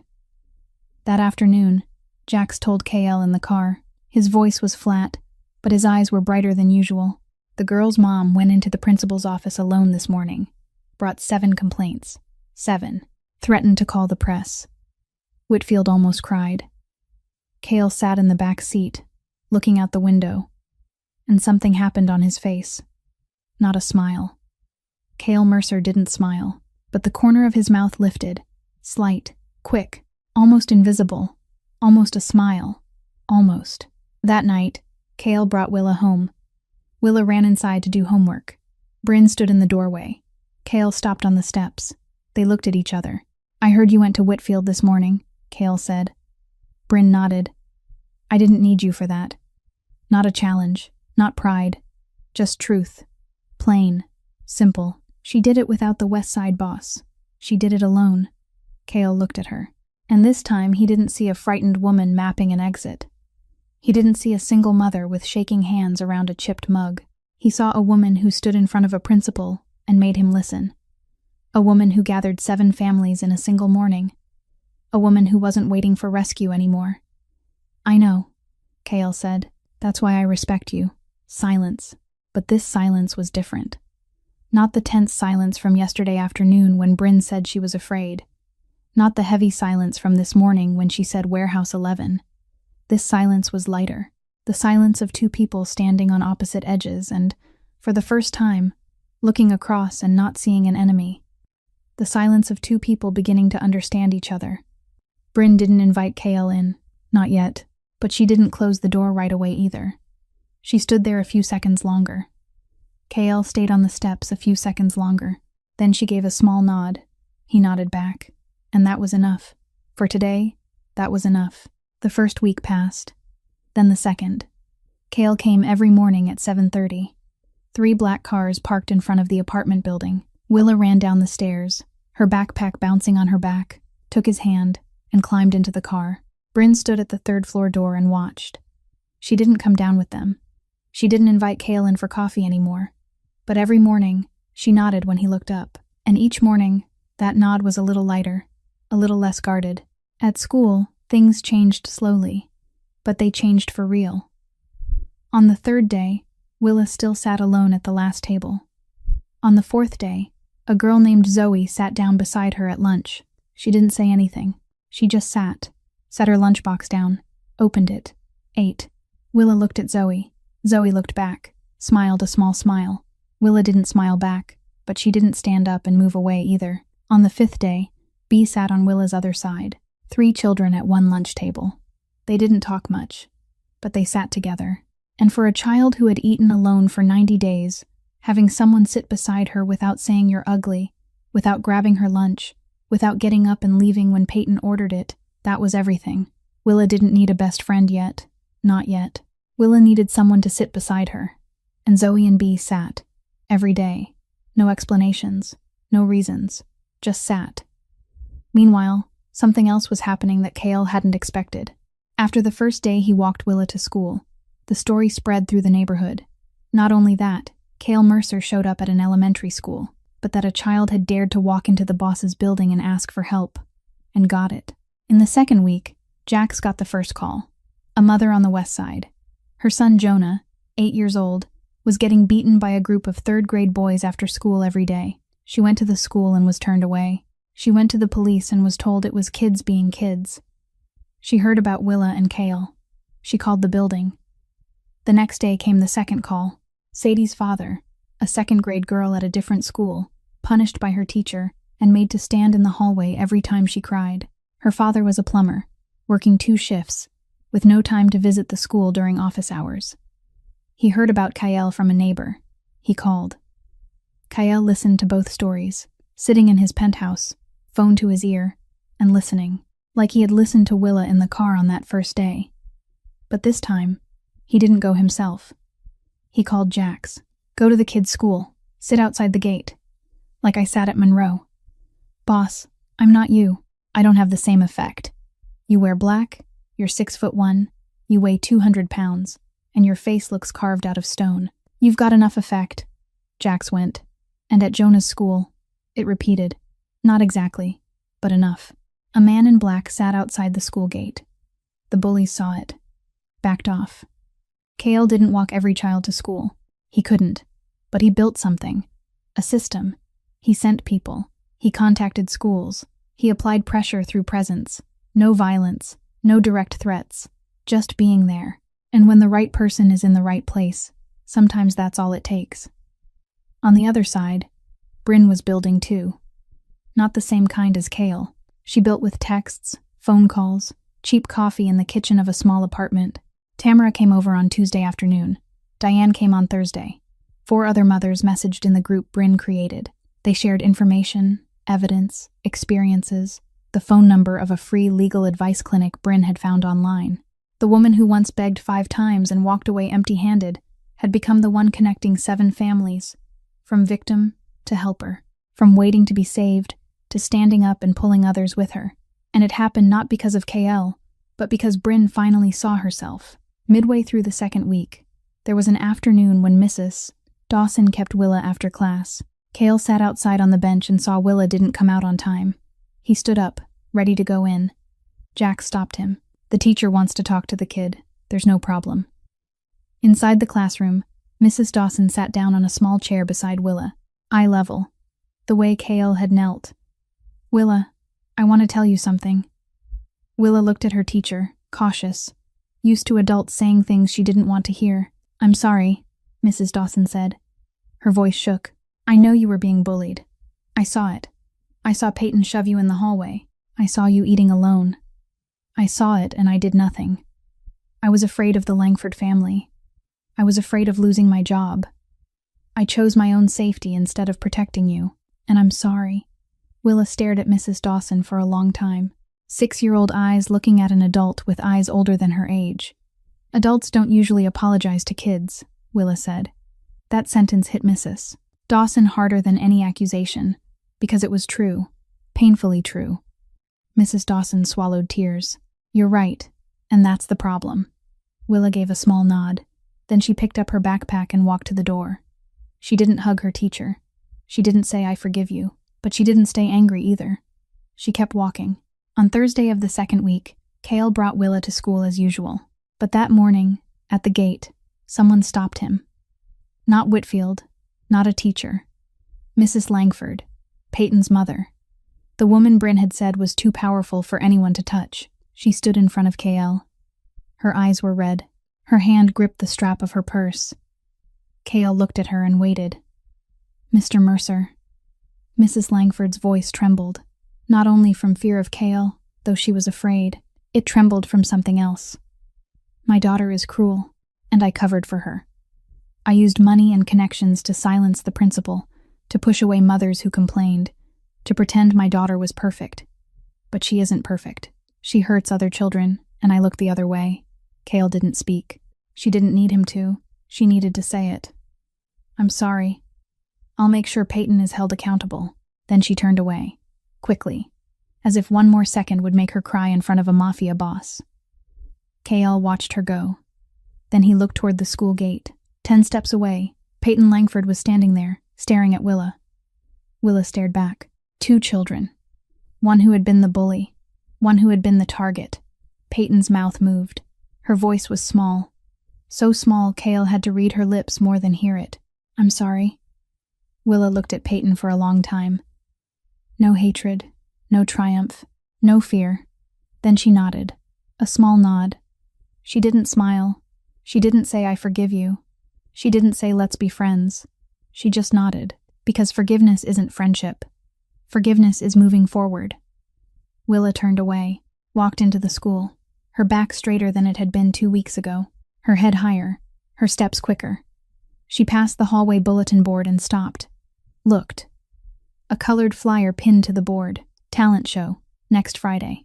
Sign up in the music room." Willa stared at the flyer for 3 seconds. Then she walked straight to the music room. That afternoon, Bryn got a message from Mrs. Dawson. "Willa signed up for the talent show. She wants to sing." Bryn read it. Read it again. Then she opened her chat with Cale. For the first time, she texted him about something that wasn't pickup or schedules. "She wants to sing." Cale read the message in his penthouse. 3 words. She wants to sing. The child who 3 months ago couldn't lift her eyes. The child who wiped tears quickly because crying was dangerous. The child who begged not to be left at the school gate. That child wanted to stand on a stage and sing in front of hundreds of people. Cale stared at the text, and the corner of his mouth lifted for the second time. Friday night, the Monroe Elementary auditorium was lit up. Plastic chairs were lined in rows, hundreds of them, and there were almost no empty seats left. Parents packed in shoulder to shoulder. Kids ran between the aisles. Teachers stood along the walkways keeping order. On stage, the red curtain was still closed. The microphone stood at center. The spotlight hadn't come on yet. Monroe's end-of-year talent show. In the front row on the left, Cale Mercer sat. Black suit, back straight, eyes fixed on the stage. He didn't belong in a place like this. The West Side Mafia Boss sitting on an elementary school plastic chair, surrounded by moms and dads in t-shirts and jeans, surrounded by children's noise and the smell of buttered popcorn from the stand by the auditorium doors. He looked out of place so intensely he stood out, but he was here, because she wanted to sing. Beside Cale, Bryn sat, hands on her lap, back straight, eyes on the stage. She didn't look at Cale. He didn't look at her, but they sat side by side. For the first time, not facing each other across a small table in her apartment, not standing on opposite sides of a doorway while she blocked him and said Warehouse 11. Side by side, their shoulders less than a handspan apart, and neither of them leaned away. Behind them in the second row, Tamara sat, Jonah's mother. She held her son's hand, the 8-year-old boy who 2 weeks ago was getting beaten after school, now sitting still with bright eyes, waiting to watch Willa sing. Next to Tamara sat Sadie's father, the plumber who took the night off to come. Diane sat at the end of the row with Sadie in her lap. 7 families Bryn had connected. Not all of them could make it, but enough. Enough that when Bryn looked around, she didn't feel like a single mother sitting alone in a corner anymore. She had a community. Small, new, fragile, but real. The house lights went out. The spotlight snapped on. The red curtain pulled aside. The first act, a boy playing piano. Applause. The second act, 2 girls dancing. Laughter. The third, the fourth, the fifth. The auditorium warmed with music and clapping. Then the announcer read the next name. Next up, Willa Holloway. First grade, Class 1B. Bryn clenched her hands on her lap. Cale didn't move, but his eyes narrowed, focused, the way they did before a major deal. The curtain opened. Willa stepped out. Tiny on the wide stage. Yellow dress, the one Bryn bought at a thrift shop last week and sat up late hemming so it would fit. Hair in 2 buns, the left bun slightly drooping because Willa had tied it herself and refused to let her mother fix it. White canvas shoes, the only pair without a stain. Willa stopped at the microphone, arms at her sides, and her hands shook visibly under the spotlight. The auditorium went quiet. Hundreds of people stared at a 6-year-old standing alone at center stage. Willa looked down at the crowd. The lights were bright. Her eyes swept across hundreds of blurred faces, searching. Then she found him. Front row, left side, Cale. He was sitting there, looking straight into her eyes, and he nodded. Small, just a slight tilt of his head, like every time she had looked out the classroom window. I'm here. You can do this. Willa drew in a breath. The music started. A gentle melody, simple piano, a song about sunshine. The music teacher had taught the class, but only Willa remembered every word. Willa opened her mouth, sang the first note. Wrong. Her voice cracked. The first note landed half a step off, trembling, swallowed by the size of the room. Willa froze. The music kept going, but she stopped. Lips closed, eyes wide. Panic rose fast as a wave. The auditorium held its breath. Hundreds of people suspended in silence. Tamara squeezed Jonah's hand. Bryn sat beside Cale, with her fingers gripping the edge of her plastic seat until her knuckles went white. She wanted to stand, wanted to run up there, wanted to wrap her daughter in her arms and say, "You don't have to sing if you don't want to." But she didn't stand. Because this was Willa's moment, not hers. On stage, Willa stood still. 1 second, 2, 3. Each second as long as a lifetime. Then the child looked down at the front row again. Cale was still there, not moving, not showing worry, not showing disappointment. His eyes stayed on Willa, and in those eyes she saw the same thing she saw every time she looked out the classroom window. He was here. He wasn't going anywhere. Even if she sang wrong, even if she forgot the words, even if she stood there and never sang another note, he would still be here. Willa took a deep breath. The music was still running, already past the intro, sliding into the first line. Willa closed her eyes, opened her mouth, and started again. From the beginning. She didn't wait for the music to restart. She didn't apologize. She didn't explain. She started again. The first note came out. Right. Clear. Light as wind through leaves. Willa's voice wasn't big. It wasn't perfect. It was the voice of a 6-year-old singing a song about sunshine in an auditorium too large for a body too small. But it was real. Every note was real. Every word was real. She didn't try to be louder than she was. She didn't try to be better than she was. She just sang, in her own voice, as her own trembling, small self under the spotlight. The first line, the second, her voice steadied. Not because the fear vanished, because she sang through the fear. By the chorus, the melody opened up, higher, brighter, and Willa sang the line about hope, about sunshine after rain, about tomorrow being better than today. And in the middle of that line, on that stage, in front of hundreds of people, Willa smiled, not because of the song, because she was standing here, on a stage, singing, in front of everyone, the girl who had been afraid to lift her head in the hallway, the girl who ate alone for 90 days, the girl who wiped tears fast because crying was dangerous. That girl was smiling on a stage. The last note trembled in the air, then faded. Silence. The auditorium fell completely silent. Half a second. Silence so heavy you could hear the faint hum of the spotlight. Then Cale stood up, the first person to rise in the room. The West Side Mafia Boss rose from an elementary school plastic chair and began to clap. Slow, heavy, each clap echoing in the quiet. Bryn stood too. Tears streamed down her cheeks, but she was smiling. Tamara stood, Sadie's father stood, Diane stood, then the third row, then the fourth, one person, then another, until the entire auditorium was on its feet, hundreds of people standing, applauding the 6-year-old in the yellow dress on stage. Willa stood under the spotlight, looking out, and for the first time in her life, she saw the whole world stand up for her. Behind the stage, the moment the curtain closed, Willa ran. Straight toward Kale waiting in the wings. She crashed into him, arms around his neck, face pressed into his shoulder, just like the hug outside the classroom on that first day. But different. That hug had been desperation. This one was joy. "I did it!" Willa shouted into the shoulder of Kale's suit jacket. "Did you hear me? I did it. I sang it wrong and I started again. I didn't run away." Kale held her. This time his hands didn't hesitate, didn't move slowly like he was remembering how to hug. He hugged her right away, firm, certain.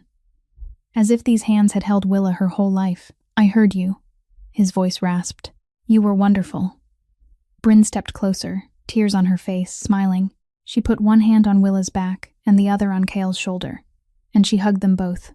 3 people standing in the wings of the Monroe Elementary stage. A mafia boss, a single mother, a 6-year-old girl in a yellow dress.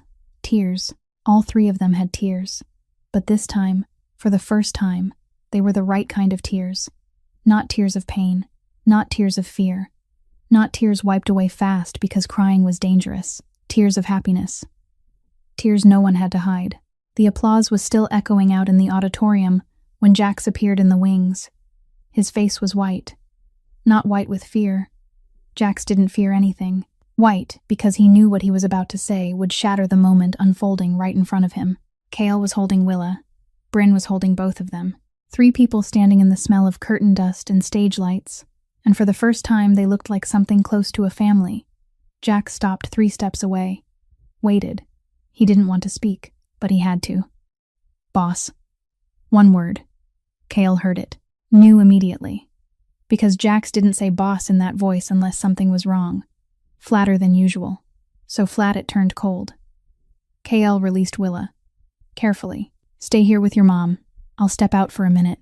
Willa nodded, smiling, still floating in the happiness of having just sung. She didn't notice anything. Bryn noticed. Her eyes tracked Kale as he moved toward Jax, and she saw the way his shoulders changed, from soft to hard, from the man who had just held a child to the West Side boss. In 2 steps, Kale stopped in front of Jax. They stood at the corner of the wings, far enough that no one would hear. "Talk." Brennan made his move. "He's not testing anymore. It's real now."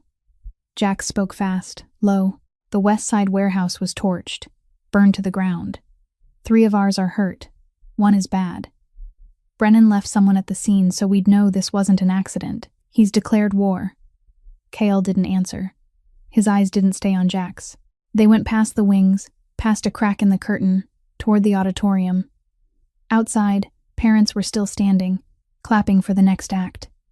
Children's laughter, music, the normal world kept turning, and behind the curtain, Willa was talking to Bryn about the first note she sang wrong, hands flying, eyes bright, smiling so wide her 2 buns bounced. Peace. Innocence.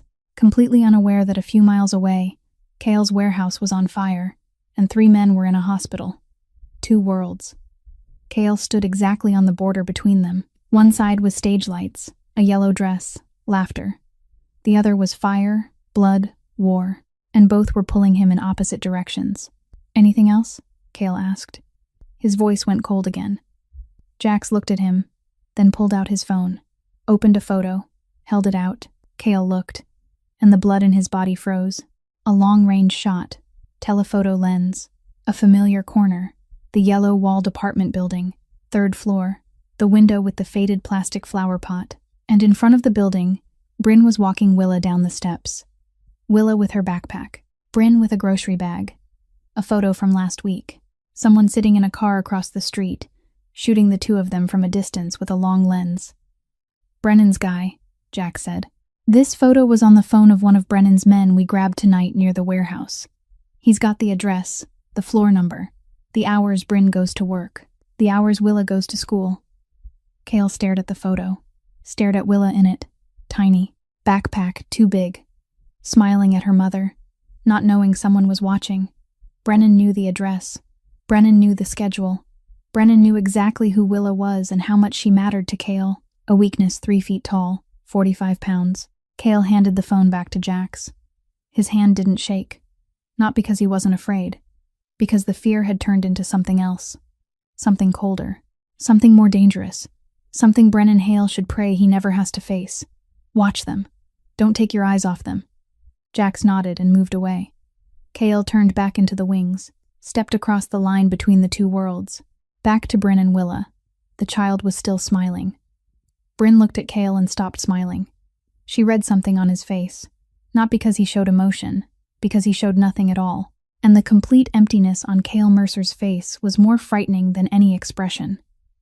I have to go, Cale said, looking at Bryn. Your world, Bryn said. Not a question, not an accusation. A fact. She knew. From the beginning, she knew there would come a time when that world would call his name, and he would have to go. I'll keep it far from you. Don't promise me, Bryn said, her voice steady, eyes straight on him. Promise her. Cale looked at Bryn one more second. Then he knelt. The third time he had knelt in front of Willa. The first time in his office, holding the crayon note. The second time in the schoolyard, when she couldn't step through the gate. And now, behind the stage at the talent show, in the smell of curtain dust and the applause fading outside. Willa. Yes. I have to go. There's something I need to handle tonight. Willa looked at him. Her smile faded. Not fear. Sadness. Right now, Uncle? Right now. But we haven't had ice cream yet. Cale almost smiled. Almost. His world was burning and the child was worried about ice cream. I'll buy you ice cream tomorrow. You'll come back, right? That question again. The question Willa asked every time Cale had to leave. The question that, every time he heard it, made the 7-year-old inside him hear himself asking his father the same thing before his father left and never returned. Always, Cale said. Willa stared at him a long moment, then nodded. I trust you. Those 3 words were heavier than anything Cale had ever carried. Heavier than the Empire. Heavier than money. Heavier than power. Because it was something he didn't deserve, and she gave it to him anyway. Cale stood, looked at Bryn. She gave a small nod. He turned away, moved fast through the wings, out the back door of the auditorium, into the night. The black cars were waiting. Jax opened the door. Cale slid inside. The door shut. The outside world vanished behind dark glass. In the car, Cale pulled out his phone and called Reese. His voice was nothing like it had been 5 minutes earlier. No warmth, no softness, not the voice of a man holding a child behind a stage. A scalpel voice, a steel voice, the voice the city feared. Reese, tonight, we take down Brennan for good. Silence on the other end. Gather everyone, all of them. I want Brennan to understand he just made his last mistake. Understood. Anything else? Willa's neighborhood. Double the people. Starting now. Not tomorrow. Now. Cale. If we spread people out to guard that neighborhood, the team going to Brennan will be thinner. I know. More dangerous. For you. I know. Silence. Reese understood. Cale was choosing. Between his own safety and the safety of the mother and child on the 3rd floor of the yellow-walled building. And he had chosen. No matter what happens to me tonight, Cale said. That neighborhood stays protected. That's an order. No one changes it. Even if I don't come back. Cale ended the call. The cars surged into the night. Behind them, the Monroe Elementary Auditorium was still lit. Willa was eating buttered popcorn with Bryn, laughing, telling the story a 3rd time about singing the first note wrong. Not knowing the man who had just promised always was speeding into the dark with fewer men than he needed. Because he had sent half his strength to guard her sleep. Cale got home at 4 a.m. The penthouse was dark. He didn't turn on a single light. He went straight into the bathroom, took off his jacket, looked down, a stain on the black fabric. Not dust, not sweat. Something he didn't want to name and didn't want to look at for more than a second. He threw the jacket into the trash. Not the laundry hamper, the trash. Because there are some things you can't wash clean. His right hand ached.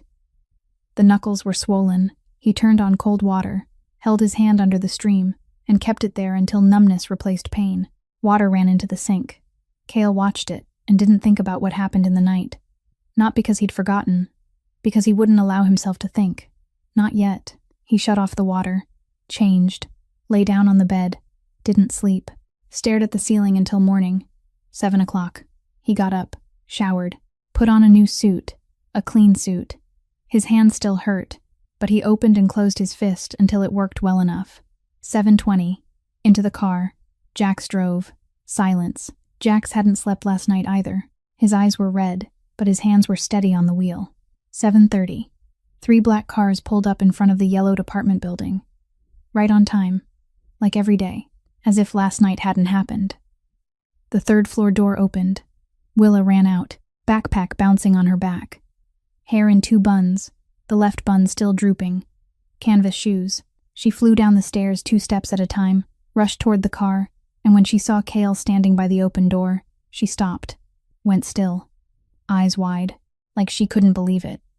"You really came back," Willa said. Her voice broke halfway through, not crying. Wonder, relief, something deeper than both.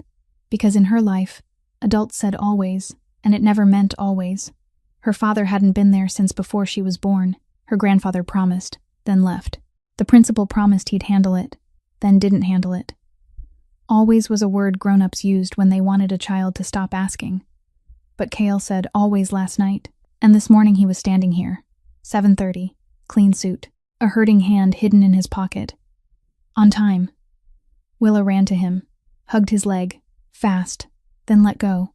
Climbed into the car, like every day. Up above, Bryn stood at the 3rd floor door, looking down. She saw Cale look up, and she saw what the night had left on him. Not bruises, because he hid those well. Something in his eyes, more tired, heavier, but he was here. "Thank you," Bryn said from the railing, her voice small, but it carried in the quiet morning air. "For coming back." Cale looked at her. The woman standing on the 3rd floor balcony, one hand on the rail, hair tied in a hurry, an old sleep shirt.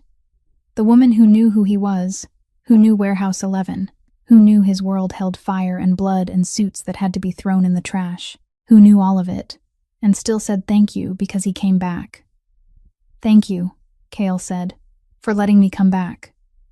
Bryn didn't answer, but she stayed on the balcony for a few more seconds, watching the cars pull away, and Cale realized it was the first time she didn't step back inside the moment the car left. A week passed, then a month. Brennan Hale got the message, not a message made of words.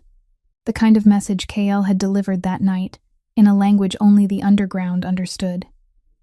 A new arrangement was set. New lines were drawn, and inside that arrangement, there was a clause that had never existed in any agreement between 2 bosses. Willa's neighborhood was off limits. Not Cale's territory in the usual sense. Not a deal spot. Not a warehouse. Just 5 blocks around a yellowed apartment building where a single mother and her 6-year-old daughter lived on the 3rd floor. Off limits. And anyone who crossed that line would face what Brennan faced that night. And never wanted to face a second time. 3 months passed. Willa grew stronger every day. She didn't sit at the last desk anymore. She sat in the middle. Beside Zoe and Bea, 3 kids ate lunch together, ran on the playground together, laughed together. Willa didn't look out the window to check on Cale anymore. Not because she didn't need him, because she knew he was there. She knew it for sure.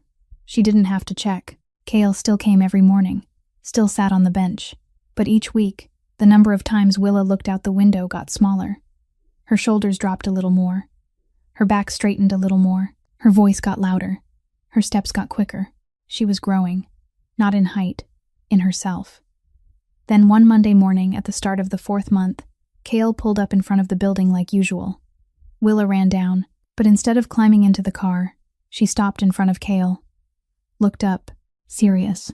So serious it was almost funny on a 6-year-old face. "Uncle." "Yeah? You don't need to walk me anymore."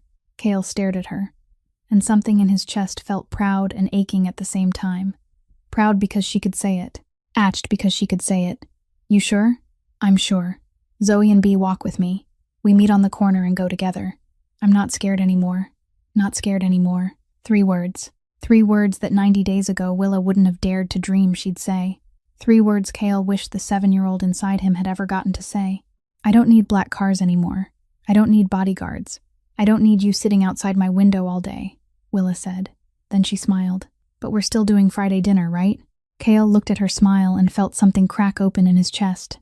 Not breaking, not pain. Cracking the way light slips through a door that wasn't quite shut. "Friday dinner," he said. Willa stepped forward and hugged him. Not the desperate hug on the first day outside the classroom. Not the joyful hug in the wings after the stage. This hug was different. Gentle. Warm. Peaceful. The hug of a child who wasn't clinging out of fear of losing, but hugging because she wanted to hug. "Thank you for saving me," Willa said into Cale's shoulder. He hugged her back, gentle. "You saved yourself, Willa. I just showed up." Willa tipped her face up and looked at him with 6-year-old eyes that now looked like 6-year-old eyes. Not older. Not tired. Her age. "Showing up is everything," she said. Then she let go. Turned away. The weight on her shoulders seemed to have vanished. Or maybe she'd grown. Willa walked toward the street corner where Zoe and Bea were waiting. The 2 girls waved. Willa waved back. The 3 children became a group, laughing, talking, walking. Cale stood beside the black car and watched them go. Willa didn't look back. Not because she forgot. Because she didn't need to anymore. Because she knew he was there. And she knew she was okay even when he wasn't. Willa walked away, head up, back straight, steps light, smiling, not looking back. And it was the most beautiful moment Cale Mercer had ever witnessed in 36 years of living. Friday night. The small 3rd-floor apartment with the yellowed walls. The smell of pasta from the kitchen. White plates on the old wooden table. 3 chairs. 3 glasses of water. 1 large, 1 medium, 1 small, with a butterfly on it. Willa sits in the middle, hair loose because she just took a bath, legs swinging because her feet don't reach the floor. She tells her school stories with both hands. Today Zoe brought birthday cake to class and Willa got to sit next to her. Bea fell on the playground and Willa took a bandage out of her backpack and put it on for her friend, Mrs. Dawson praised Willa's writing in front of the class, and Willa didn't blush, didn't duck her head. She stood straight and said, "Thank you, ma'am." Cale listens, eats pasta. His knees are still nearly touching the edge of the table, because everything in this apartment is still too small for him. But he doesn't want to sit anywhere else. Bryn sits across from them, eats slowly, listens to her daughter talk. Every so often she looks at Cale, and every time she looks, she doesn't glance around for an escape route anymore. After dinner, Willa runs into her room and comes back with a photo album. A cheap album with a floral plastic cover that Bryn bought at a dollar store. Willa opens it on the table, page by page. A picture of Willa on her first day of school, a new backpack, a huge smile, still knowing nothing about Peyton. A picture of Willa and Bryn in front of the apartment building on moving day. A picture of Willa's crayon drawings. A picture of Willa asleep on the sofa. Then the last page, a phone photo Jax took. The first day, in front of Monroe Elementary. 2 figures, one tall in a black suit, one small with her now familiar school bag, hand in hand, shot from behind. Walking toward the school gate, Willa points at it. That's the day everything changed. Cale looks at the photo, looks at the back of himself beside Willa's tiny shadow. The 2 of them walking toward a school gate one of them had never stepped through and the other feared every single day. "For all of us," he says. 9 at night. Willa is asleep. Bryn tucks her in, closes the bedroom door softly, and comes back to the living room. Cale sits on the old sofa. 2 cups of tea on the table. Bryn sits down beside him, not across from him like the first times. Beside him. And the distance between them is smaller than last time. Smaller than the time before that. They're quiet for a while. Comfortable quiet. The kind you don't have to fill with words. "I want to tell you something," Bryn says, her voice low. She looks down at the tea in her hands. "I don't completely trust men yet. After everything I've been through, I don't know if there'll ever be a day I trust completely. But I'm learning." She looks up, looks at Cale. "Can you be patient with me?" Cale looks at her, the 27-year-old woman who once lived in her car, who was hit, who gave birth alone, who begged 5 times and was turned away 5 times, who threatened to call the press in the principal's office, who faced a Mafia Boss and told him to his face she was afraid of him, who searched Warehouse 11 by herself in the dark, who stood up and pulled 7 families to their feet. That woman is asking him if he can be patient. "I waited 29 years for someone to read my note," Cale says. "I know how to wait." Bryn looks at him for a long moment. Then she adds one more sentence. Softly, like she's afraid saying it out loud will break it. "You're not alone anymore." Cale hears it, and something knotted inside his chest for 29 years loosens. Not all the way, not yet, but enough that he can breathe deeper. The kind of breath he can't remember the last time he took. 10 at night. KL goes back to the penthouse, opens the door, turns on the lights, and for the first time, the penthouse doesn't feel empty. Not because someone is there, because something new is on the walls. Willa's crayon drawing taped beside the window. A photo of the three of them at the talent show that Bryn printed and gave him, set on a shelf. A small note Willa wrote that says, "Uncle Kale is my friend," stuck on the refrigerator. And on his desk, beside the two phones and the city map divided by red lines, there's the old wooden box. KL opens it, takes out the yellowed note from 29 years ago, sets it beside Willa's drawing of two people holding hands, 2 pieces of paper, 2 children, 3 decades apart. The same pain, the same hope, but different endings. The first child hid the note and grew into a monster. The second child handed a note to the monster and turned him into a man. Kale doesn't close the box, leaves it open, because a closed box means hiding, and he doesn't want to hide anymore. His phone buzzes. Not the second phone, the one for the underworld. The first one, the normal one, an unknown number, a message, a picture, a note. Messy crayon letters. "I don't want to be scared anymore." Kale looks at the photo. Another child. Another note. The same pain. The 23rd child. He opens a message to Bryn. Types. "Someone will come help you. Her name is Bryn. She'll be there on Monday. You're not alone anymore." He sends it. Then he texts Bryn. "There's another child who needs help. I sent you the information." Bryn replies in 3 minutes. "I'll be there Monday." Kale sets the phone down. Looks out the penthouse window. The city stretches below. Neon. Streets.